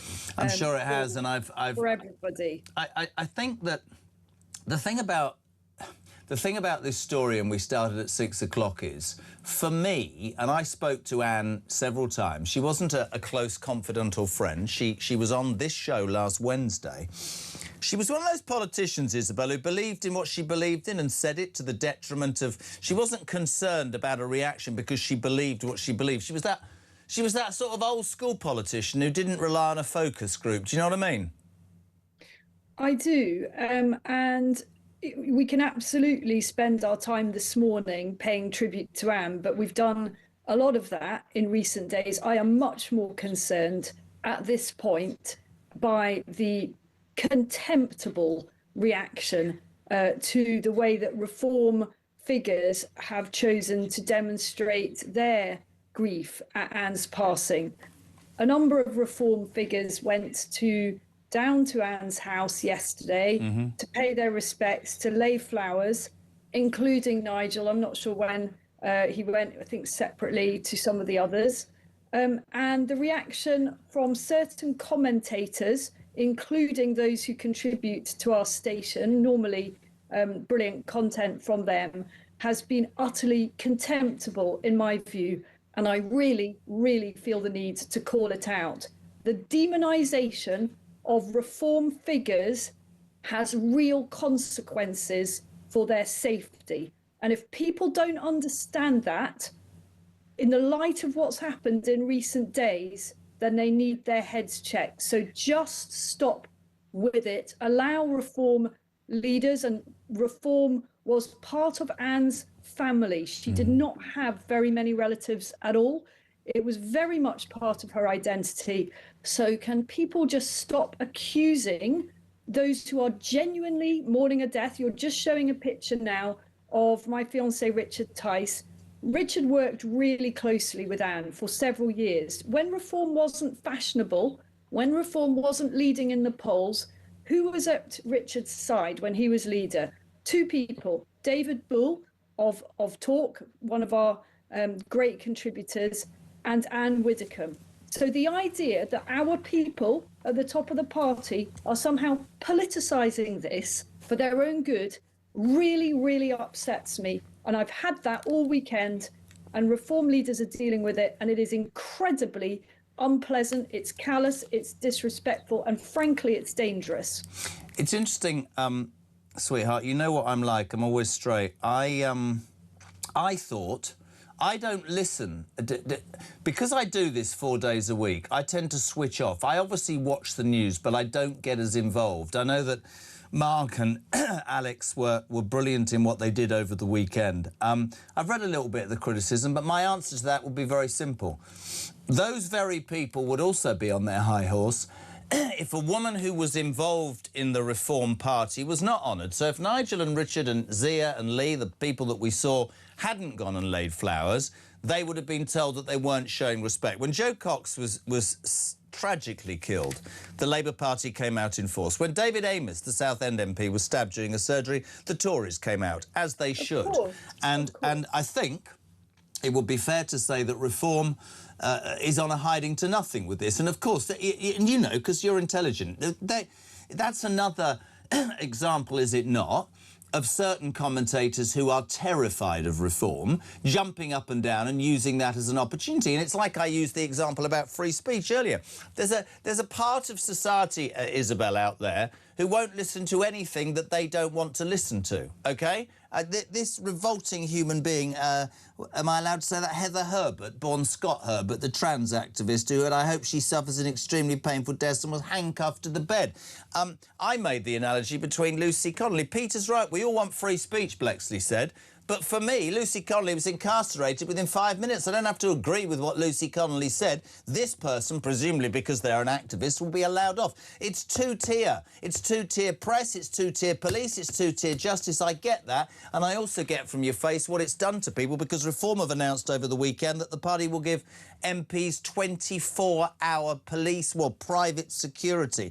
Do you think that on a wider scale is going to happen across the political spectrum as a result of this?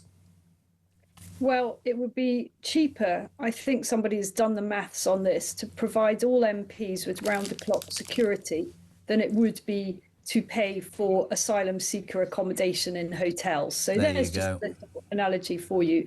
Let me tell you how it is, okay? I'm in the most beautiful, gorgeous village in the Cotswolds, and yesterday morning, with the sun shining, Richard set off to pay his respects to Anne. A massive trek down to Devon after spending all of Saturday way up north in another part of the country, doing what he can to try to help get our country out of the hole it's in. And as he walked out on the street, and bear in mind, we don't do any politics here locally. I love where I live. I don't get involved in local politics at all. A woman started verbally abusing him. That is what we are up against here. And I want to say something else, just very quietly, about this whole issue of whether or not Anne Widdecombe's murder was political. Okay. A number of outlets seem very, very sure it was not political. The BBC has been slavishly reporting that for 48 hours now. The police have been at great odds to make that point. I think it's perfectly legitimate for Nigel Farage, who has a pretty good instinct and track record on these things, as he did after Southport, to just probe that a little further. There is nothing illegitimate in questioning whether that is the true story. I'm not saying it isn't.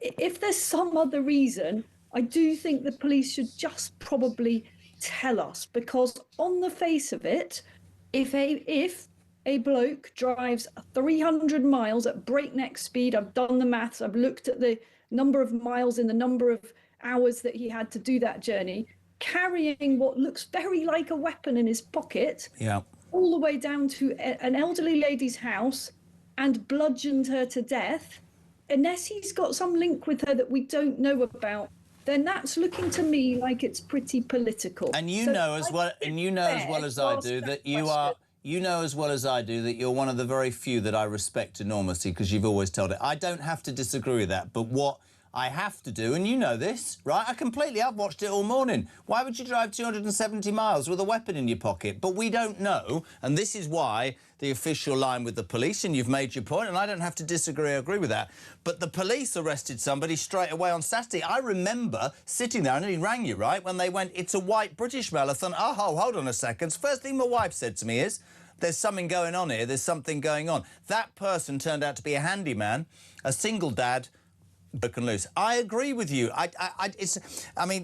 And you make the point about Nigel and what he said about Southport, and you'll get two answers to that. Do you know? Some people will say, like you've just said, do you know what? Nigel Farage is quite good at these things. He sniffs things out. Others will go, yeah, hear me out to the end of this sentence. It's really convenient for Farage, this, isn't it? Because now nobody will be asking about the loan. Well, I could say the same about Andy bloody Burnham, couldn't I? Because in 7 days he's going to be the Prime Minister of this country, and there's no scrutiny on him at all. The most important thing is this poor, wonderful lady who we all knew was bludgeoned to death. The suspect is in police custody, and I've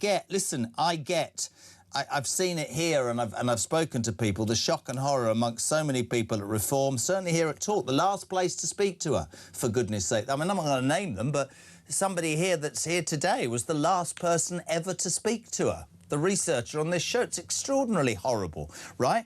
But the most important thing is, I'll tell you what I do know, Isabel, the British public, I talk about the silent majority every day. They will demand the truth, and they won't just accept a whitewash, not in any way at all. But I totally get, and as the partner of Richard, it must be a scary time, isn't it? For the first time ever, is he looking over his shoulder without wanting to invade your privacy, both of you? He's been concerned about this for a long time, you know, and it's got so much worse in recent weeks, I would say, not just in recent months, in recent weeks. Now, what we now have, and I think this is, people will have differing views on this, and I think it's an interesting debate, actually. So in the old days, it's perfectly normal for reporters from credited news organisations to do what we call doorstep politicians, even if they're on the street, you know, to follow them down the street, maybe to wait outside their houses, you know, run along after them as they make their way to a car or a meeting and ask them awkward questions. That's an age-old technique, especially if the political figure is sort of not really being very cooperative and answering questions in other forums. Sure. And I don't actually have a particular problem with that. But this has now evolved because of the way that reporting is evolving, and everybody thinks they can be a journalist. Any YouTuber thinks that they can just stick a camera in someone's face and trot along afterwards. This has now become something quite different. And, you know, when you're a politician and you are tailgated by aggressive, unqualified YouTubers with very strong political ideologies, that is actually becoming quite threatening on a daily basis. You know, having small cameras shoved in your face by potentially pretty crazy people is something that not just Reform, of course, Labour's dealing with this too, the Tories are dealing with this. I think we may need to look at what is and isn't acceptable around that. Well, I agree. In the Mail, or is it a knife? You know, that's the thing. Completely agree. In the Mail today, I'm sure you know this because your research is always the best. MPs were the victim of a record number of crimes last year, including burglary, assault and threats to kill. Nearly 1,000 offences were committed against them in 2025, which begs the question, and again, I don't want to be personal, you could tell me to do one. I'm not, well, I am asking you, does Richard get to the point where sometimes he thinks, I don't need this for myself, for my family, for Isabel, it's too much? You know, he is so passionate about doing what he can to try and save the country. Of course, I have those feelings sometimes, but his view is we've got to give this a go. And he is prepared to make pretty much any sacrifice, apart from, you know, someone shoving it into him and physically hurting him. He will do anything for our country, and good for him on that. But there is a limit, isn't there? And this is across the board. It's not just about Reform. Can people please stop demonising our politicians? I say this as a political journalist. I've been in this game, you know, more than 2 decades. We might think that a lot of our politicians are just wrong. They've got the wrong ideas. You know, they've got the wrong prescription for our country. I don't think many of them are truly, truly bad people. And that, I think, you know, the impugning of the motives of politicians is a really unpleasant thing. It's bloody hard putting yourself out there and sticking your neck out all the time for what you believe in. And I just feel that some people have become very, very warped in their interpretation of why people go into public life. And it's not going to lead to better politics if we are this unpleasant about them all the time. Interestingly, just hand in hand, the 24-hour security that Reform is now providing for their MPs because of their fears is going to come out of party funds because, as we know, without getting too political, the government turned down Nigel's request for certain coverage, which is ludicrous. That's going to eat into party funds. How? Because, I mean, today's this government's flagship election bill is going to cap donations.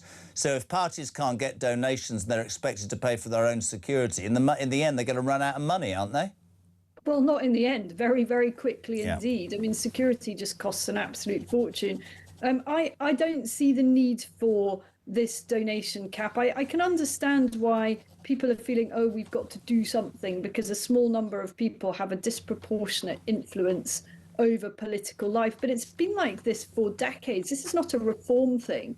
You know, I remember when a lovely old gent called Stuart Wheeler gave the Tories £5 million, just like that. It just gave them £5 million. You know, these donations, large-scale donations, have happened for a very long time. And of course, Labour is propped up by large-scale donations. Without the trade unions, it simply would not have... And can I jump in and stick up for Nigel Farage for a minute? Because I've been very down the centre this morning for obvious reasons. You've just made a really, really salient point. The trade unions finance the Labour Party within an inch of their lives. In fact, Sharon Graham, the leader of Unite, it could be said, was also majorly responsible for Keir Starmer getting the boot, because she said, this isn't acceptable, we're not going to support him anymore. So you could advance the argument that they pay their money or whatever they do or sponsor Labour MPs, and they were actually responsible for removing or being part of the removal process of an elected Prime Minister being booted out of office. So I know about cash for questions, but certainly there are many MPs and many parties who have taken donations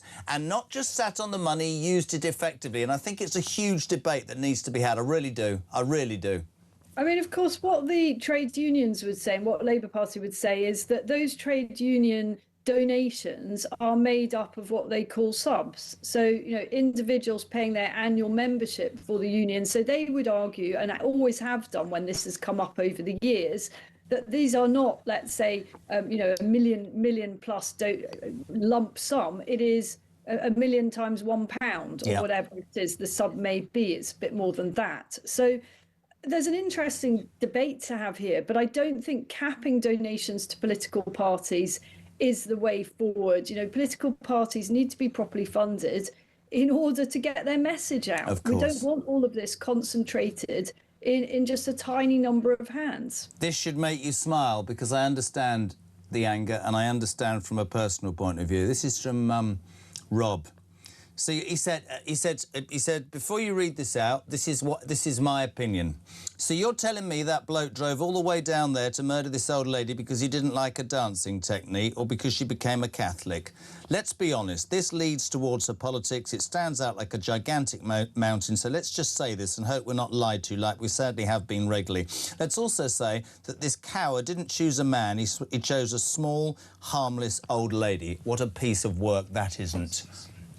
There is a suspect.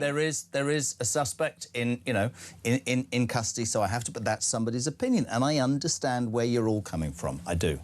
What I would say is I found it a little jarring to hear Devon and Cornwall police paying tribute to their own policing, as they put it, policing at its finest, after they blunderingly arrested the wrong guy.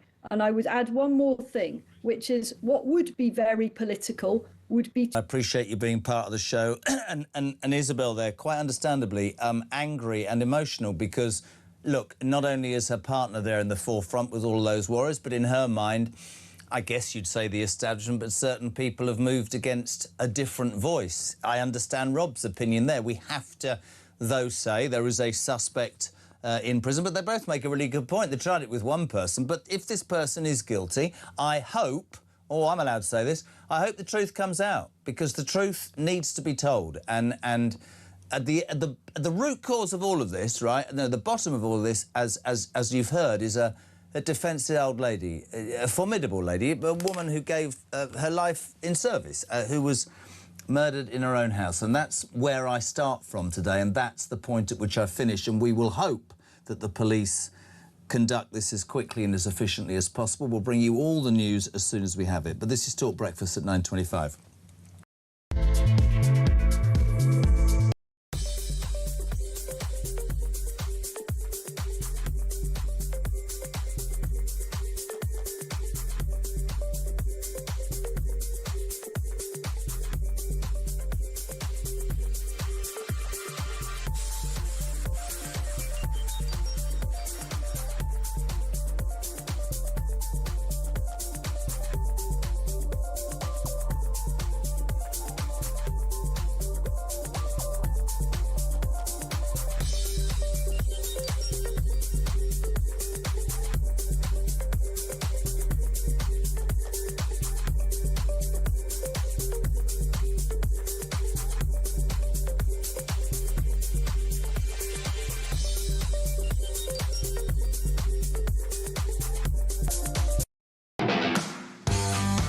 Labour, interestingly, saying they're considering an emergency law to deport that grooming gang leader.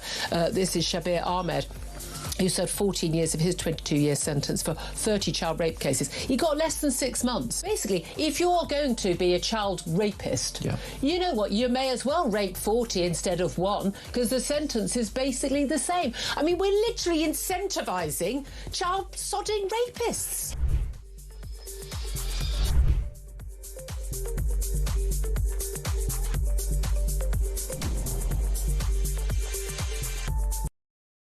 Across the UK, on DAB+, on YouTube, on your mobile, and on your side. This is Talk.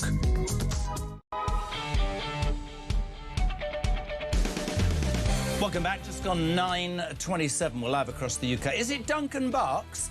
I've never met Duncan Barks, but Duncan Barks is a legendary broadcaster. When they said to me this morning, Duncan Barks, I said, does he? And nobody laughed.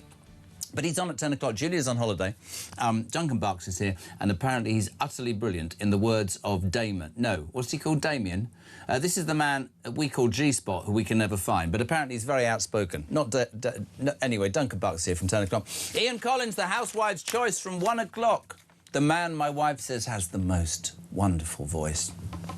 Fair enough. And, of course, Kevin O'Sullivan, sounding as Kevin O'Sullivan, as he does, from 4 o'clock. Brilliant drive show, by the way. Love it, love it, love it. It's the only thing I listen to. I don't mean that, oh, now they'll all go, you don't listen to me. I do listen to Drive because I'm in the car on the school run, and O'Sullivan does it as I believe it should be done. 0344 499 1000, you owe me a drink. 0344 499 1000, text to 87222. Now, the big royal news continues, doesn't it? Harry and Meghan sidled into Highgrove and had a meeting with the King and Queen. Police are now investigating Andrew Mountbatten, Windsor, who are investigating Andrew Mountbatten, are going to speak to Virginia Giuffre's family. Here is a man who knows everything you would possibly need to know about the royal family. He's written the most incredible book, and I was actually at the airport in Edinburgh on Sunday, and there it was, still high amongst the bestsellers, entitled The Rise and Fall of the House of York. Andrew Lowney, a very good morning, sir. How are you? I'm very well. Good morning to you. I apologise for not having come back to you. We've had trauma, but I will do because we have to meet up personally. Andrew, I know we'll talk about Andrew Mountbatten Windsor in a minute, but I'd like your take, if possible, on the revelation on Friday that after much posturing and a particularly bad week for Harry when he lost the court case against the Mail and the Mail on Sunday, and then he got into a spat about whether he had enough security for his dreadful wife and children. Lo and behold, we discover late on Friday that, in fact, he and the two children, under cover or hiding in the back of a car, were driven into Highgrove, the King's Gloucestershire residence, of course, where they spent up to an hour with the King and Queen. Box-ticking exercise by Charles, or the beginning of the great reunion, Andrew?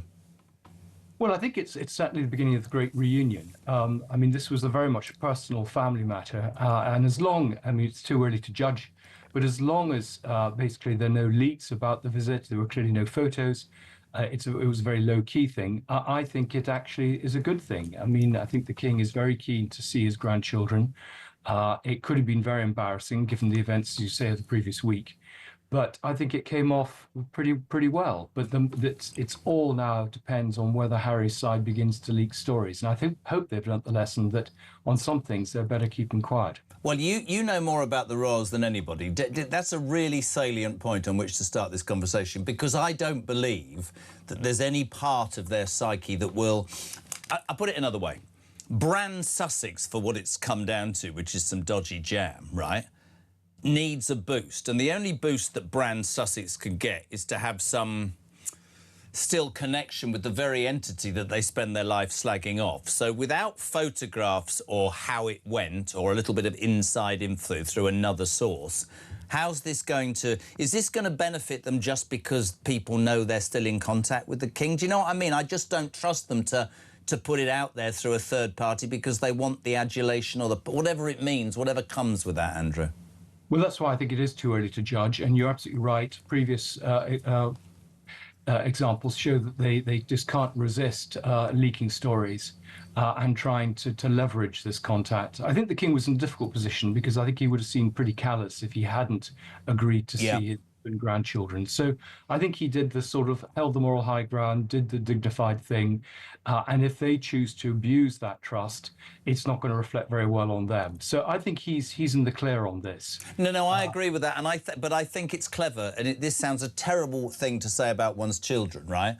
But I mean, it is, when I said box ticking, I know for a fact that his wife and his eldest son disagree absolutely with this, but he's 77, he's got cancer, blah, blah, blah. He can't be accused by them of shutting them out. And you're right, it'll be how they behave here on in.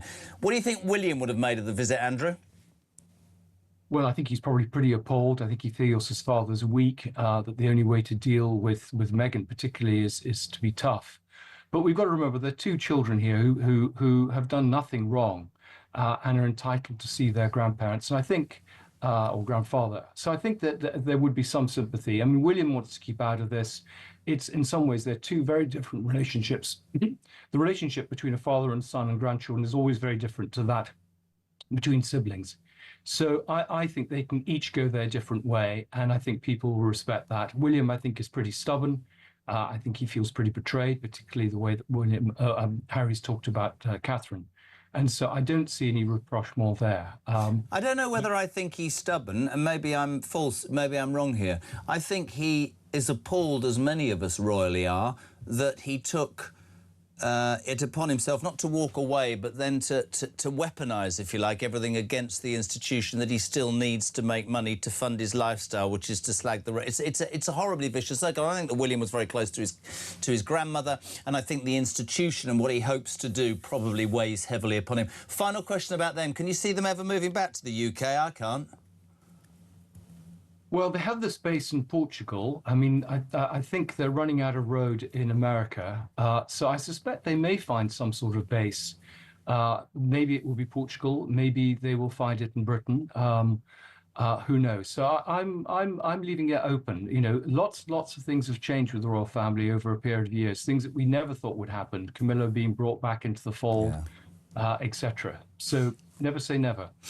The book is, there I was at Edinburgh Airport, still high amongst the bestsellers, entitled The Rise and Fall of the House of York. Find out this morning, my friend, police investigating Andrew Mountbatten Windsor are due to speak to Virginia Giuffre's family, of course. Tell us more about what you know about that, Andrew. Well, it seems a very extraordinary thing to do because, frankly, they were nowhere on the scene until recently, until she died, until there was a big dispute over money. They know absolutely nothing. And we have to remember that Virginia Giuffre 3 times went to the police with information, even a few months ago, well, last year, and it was all ignored. So I can't see how these two are going to help the police. It sounds like a very nice jolly and a bit of window dressing. And we've also got to remember this is not just a story about Virginia Giuffre's claims, but actually about malfeasance in public office. It's about sex trafficking of a lot of other women. And so the big question I would ask is, why aren't the police coming to me? I've offered the information I've got. Why aren't they talking to the private secretaries of the Yorks? Why aren't they talking to Fergie? Why aren't they talking to David Stern, who was the point man for Andrew and his activities?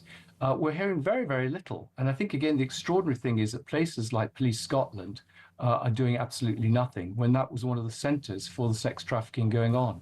So this seems to me a diversionary measure, which is completely pointless and is just an opportunity for a couple of cops to have a nice holiday. Why do you, again, without, because I read, because you've always said it as it is and you've always been proven right, is this the police's approach? Is it diversionary? Are they going through the motions, in your opinion, because perhaps... Because I thought he'd go to... I mean, I've said it, I thought he'd go to jail, but it seems to me that they'll divert stuff away because he's the king's brother and they'll just kick the can down the road, and then one wonders what will happen. Yeah, everyone I've talked to within law enforcement says this is just a diversionary thing. It's kicking it into the long grass. They're trying to give the impression of doing something. No one wants to investigate this. The royals are not cooperating. I mean, we've got to remember those 33,000 emails that were supplied to them 6 years ago, which has damning evidence of Andrew's treasonous activities, has still not been passed to the police. And I'm afraid this will go into the new reign, and everyone will hope that it'll be forgotten about. The last thing the royals want is their dirty linen washed in public. Talking about the new reign, when William replaces our monarch, is this a clean slate, or is this going to be a stain? You just said will remain. Do you think that? You don't think this is going away until there is seen to be justice against this entitled idiot that is Andrew Mountbatten Windsor? Well, I think there's huge public outrage at what's happening about the cover-up. I mean, the victims feel very let down. And yeah, we see this pressure on social media. We see it in some parts of the media, particularly in Substack and on podcasts and programs like yours. People feel they need to see justice done. They feel that this is just another classic British fudge, and that no one who's responsible will pay the penalty. I understand that Andrew's been paying off people, that co-conspirators have done deals with the DOJ. Many of the lawyers involved in this case, ostensibly acting for victims, have managed to get NDAs signed to shut down the story. And Gary Bloxham, who represents Andrew, specialises in cases never coming to court. by using legal technicalities to avoid any case being brought. And that's why the push was on for the malfeasance in public office. The idea was it was difficult to prove. But there's damning evidence in the emails, in the Epstein papers, of Andrew committing treason, of sharing confidential information with foreign powers, foreign individuals, giving away diplomatic and commercial secrets. Things that you and I would be banged up overnight. And it is extraordinary that the police have done nothing. We've now got, I think, 8 police forces are supposedly looking at this, and nothing seems to be happening. And the NCA don't seem to be involved, National Crime Agency, which again is extraordinary.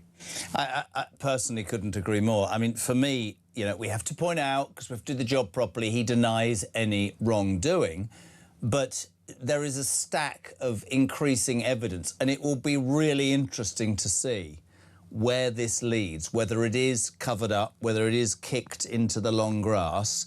Because one thing that I mean, I really do believe this, Andrew, fervently, is that the British public, or as I call them, the silent majority, whatever it is, politically, the royal family, anything, they've woken up in the last few years. And I think they've realised that their voice is important and they can be heard and they have a right to an opinion. And I think that's really, really salient in this. Do we know how HMW is coping with solitude and being, I mean, do we know anything about that? Well, I think he feels very frustrated. I mean, you know, he would have been going to the Garter ceremony a few weeks ago. He would have been at Ascot. I mean, he is travelling around. I mean, quietly under the radar. I mean, he's still got his passport, which is interesting. And I think it's a little waiting game. He's talking to his lawyers, but I don't think it's such a bad life out there. Everyone feels sorry for him. No, anybody else that commits treason wouldn't be in a 5-bedroomed house set in many acres with staff, would they? They'd be in a cell. No, absolutely. And I think one of the interesting things, going back just to what you've just said, is we've actually got a 10-minute bill being introduced in Parliament tomorrow for the exemptions that the royal family have in the Freedom of Information Act to be removed.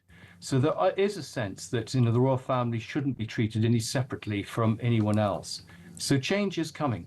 I do have to say and repeat, you know, he denies any wrongdoing, and that's really, really important. How's the next book coming? What's the next book on? Is that why we've got to have coffee? What's the next book on? Well, it's called Untitled, and it takes the story forward. And then I'm also doing Prince Philip, which I think is a subject that you know a little bit about. Well, my old man in 1967, here's something I'll give you lots when I go. In 1967, he'd been working for the Queen Mother for, I'm going to say, 7 years. And he got offered a job in the Prince Philip's household. And to the day that he died, he regretted not taking it because he thought he was a very, very wonderful man. You probably, I don't know, I'm just telling you, he wishes he'd taken it. I think he is a wonderful man. So that's very interesting. So I look forward to chatting about that. I think Philip is one of the great unsung heroes of the royal family for the last 100 years. Just told it as it is, mate. I met him 3 times with the old, but just didn't give a toss, Andrew, literally. You know the story about Ascot, don't you? This will be in your book. You know I'm to Ascot, don't you? No, tell me. Got in the car from lunch with the Queen, right? Got in the carriage, bloody thing make you sick. Down the mile, underneath, into the royal box, down the back stairs, in a car, back to watch it on television. Hated all the people. You never saw him in the royal box. Hated Royal Ascot. Did the journey, then went back home. Left her on her own. True. We'll help you with all that. Great to have you on, Andrew Lowney. Thank you very much indeed. 19 minutes to 10 o'clock. Talk breakfast morning. Wayne? Good morning, Jezza. I think I heard a very poignant analogy, which is on the right, if you have 99 things you disagree with, but one that you do agree with someone on the right, person on the right will sit you down with a cup of tea or a pint and say, look, we've got something in common. Let's have a discussion about the 99 other things we don't agree with. The problem with the left is if you agree with 99 of their issues, but disagree with one of them, you are classed as far right, one of those. How can you feel that? There's no dialogue. They have the inability to communicate effectively and argue. That's their big issue. And then you go to the point of Ian Dale, the famous gay former Conservative MP, who was amazing, almost best friends with Anne Widdecombe. She refused for her beliefs to go to his wedding, his civil service. Callers were saying and were angry at him, saying, well, why are you still friends? And he was like, because I respect her views. You know, it's nothing against her personally. I respect her views. She's great friends with my husband. She's great friends with me still. You know, that was the point, I think, of the difference between the right and the left, is that the right have the ability to concede certain points for the benefit of the greater good, whereas the left are fanatical, and if it's not everything they want, they're just unhappy and angry.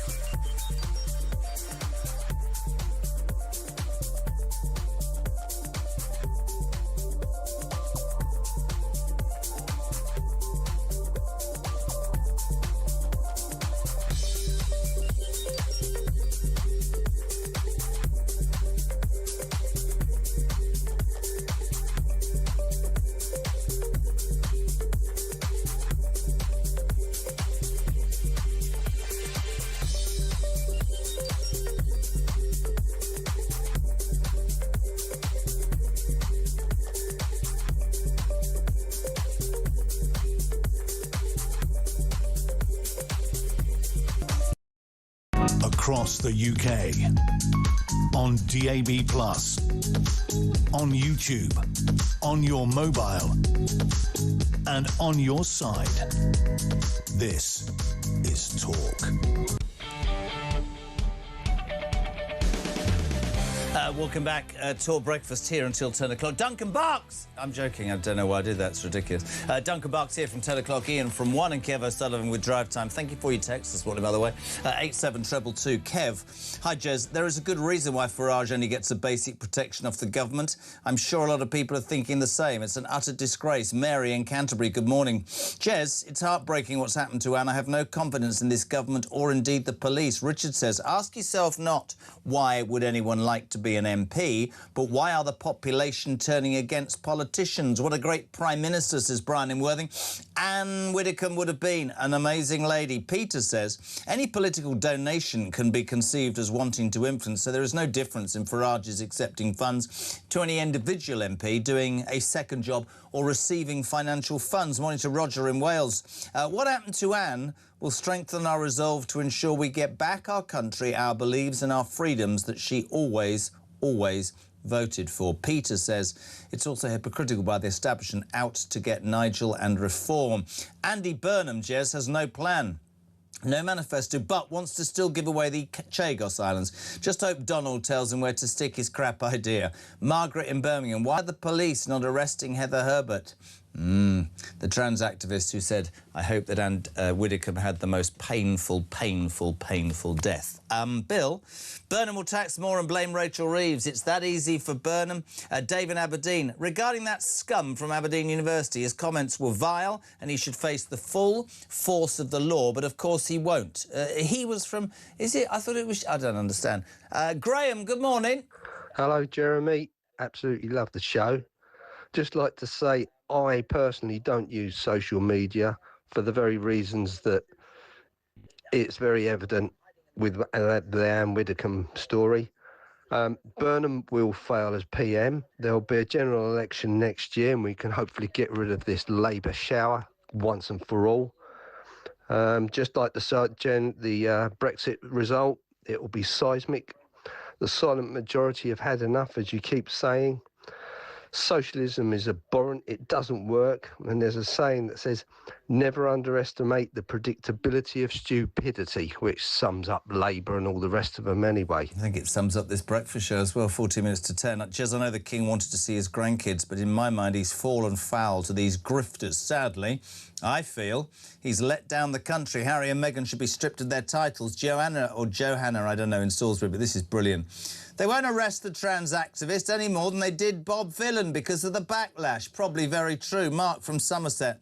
That disgusting individual Heather Herbert and his vile comments are nothing more than to be expected. R.I.P. the late, great Anne Widdecombe. Harrison's from Exeter. Regarding Anne, this is such a sad story. When I found out last week how she passed, I was so angry.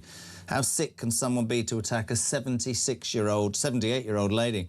Obviously, we don't know if it's political or not, but I don't really care if it is or isn't. May she rest in peace. And the person who done this or even did this, would rot in a cell for the rest of their lives. Did you say he's ready? Can I just say that my next guest, and it's wonderful to have him on, Harry Redknapp, is going to talk about the... Oh, it's audio only, because they described, this is brilliant, trying to... Harry, good morning. Jeremy, good morning. They said trying to get you to work it, it's a bit like me, a couple of sad old granddads who are rubbish at technology.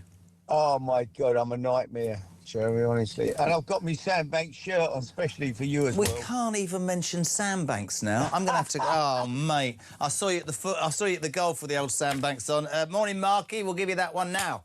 Harry, you're the expert. Yep. I'm not. Just my analogy. I'm starting to believe that we're going to win the World Cup because we've played so crap. We're even worse against Norway, right? But we keep bloody winning, which is what it's all about, isn't it? I think you're spot on. I couldn't agree more. I mean, yeah, half a good game against Croatia and good performance against Mexico for sure. You know, it was a big performance, but other than that, yeah, we haven't been great. But I'm with you. I think it's written in the stars. I think we're going to win it. Yeah. I mean, did you see? I mean, look, three things from that game, right? My wife, who's a Chelsea fan, I know, don't even go there. She said in the first 20 minutes, it's like watching Chelsea backwards, backwards, backwards, backwards, side backwards. That was getting very boring.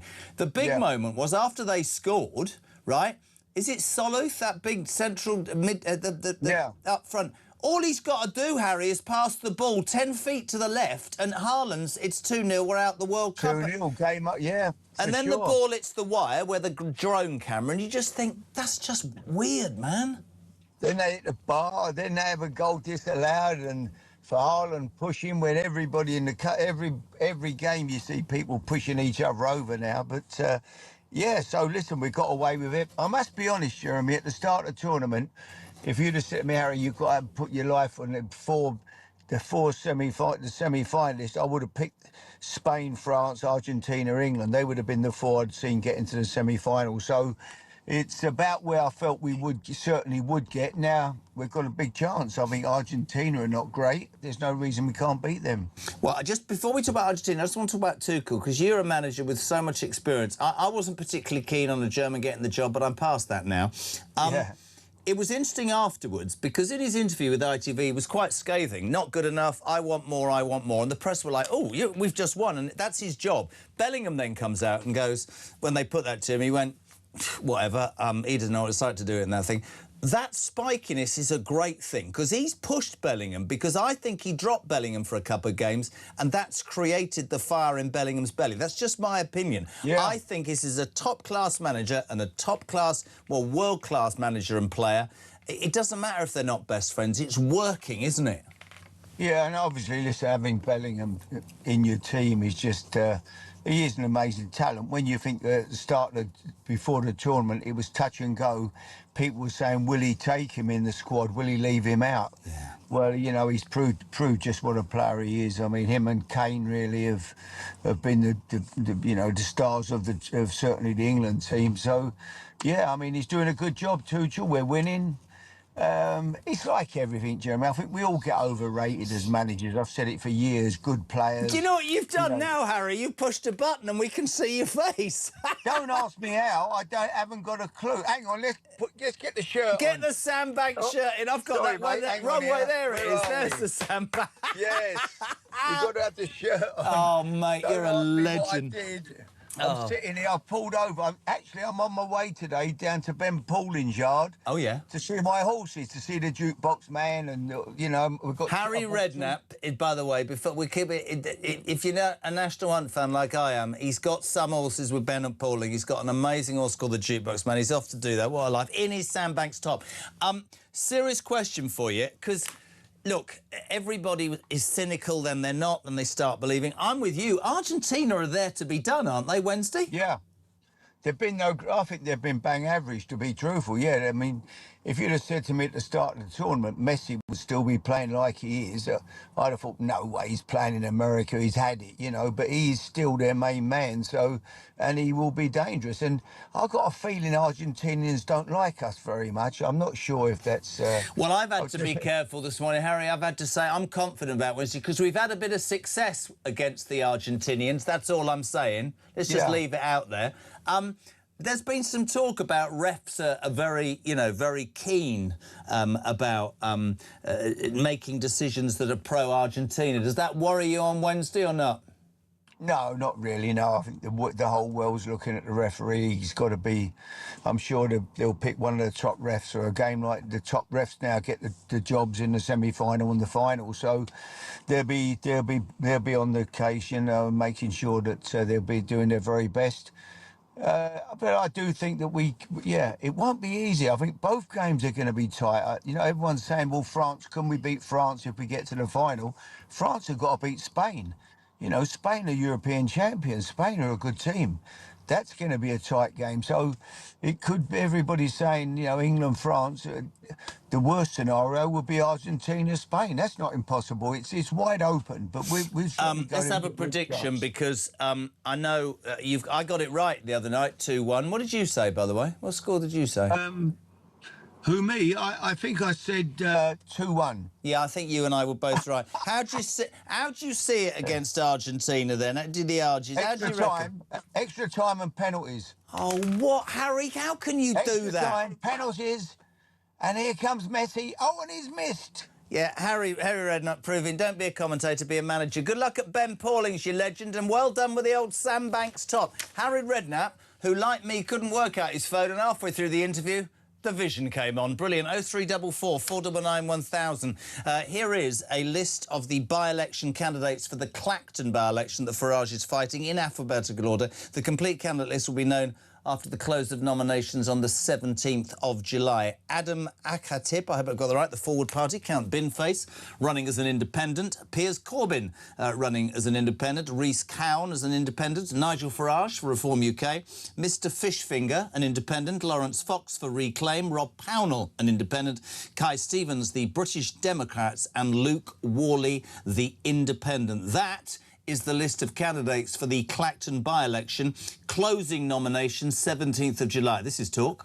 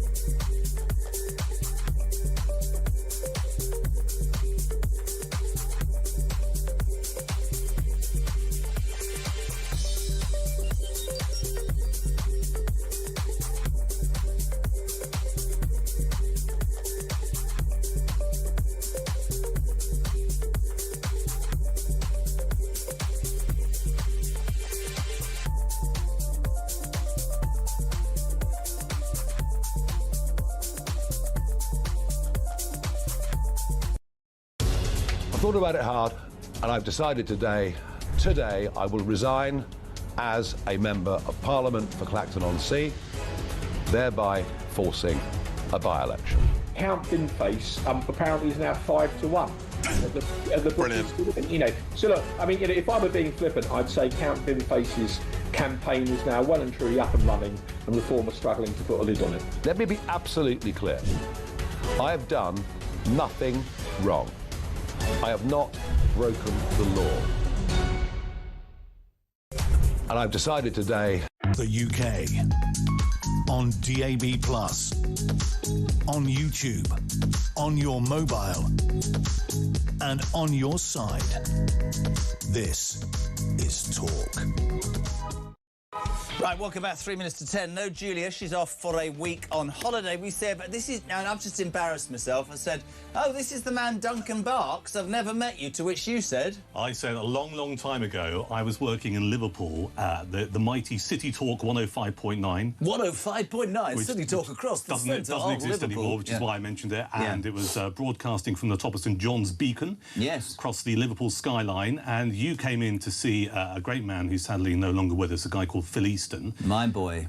Yeah, and that's when we last met. So that would have been 2008. Oh, possibly good. 9. Quite a lot's happened since then. Phil Easton, I should give him a quick mention, one of the first pioneers of commercial radio. The City Express on Radio City gave me my first job, and he wouldn't mind me saying this, died eating a cheese sandwich with his dog on his lap watching the Jeremy Kyle show. Probably. Don't say a word, Christian. Don't start.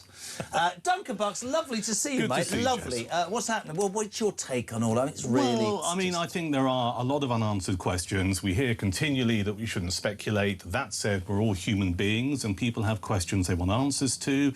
It'll be interesting to see if Devon and Cornwall Police do an update this morning or maybe this afternoon. Well, Peter Blexley was saying in terms of timing for how long they can keep this suspect, and he is a suspect, and we have to keep saying that, the time of 36 hours coming soon, and it will be probably during your show this morning, so it'll be interesting to see whether they ask for an extension or they indeed charge this man. I think we're going to keep an eye on that, obviously. One of the things we're going to look at after 10 is the whole issue of security around MPs and politicians. I think this tragedy really brings into the spotlight whether or not there are enough measures in place to protect our politicians right across the board. You know, sadly, we now live in a world, Jez, where if you have strong views, we have to share this country with people who think it's all right to certainly attack you verbally and possibly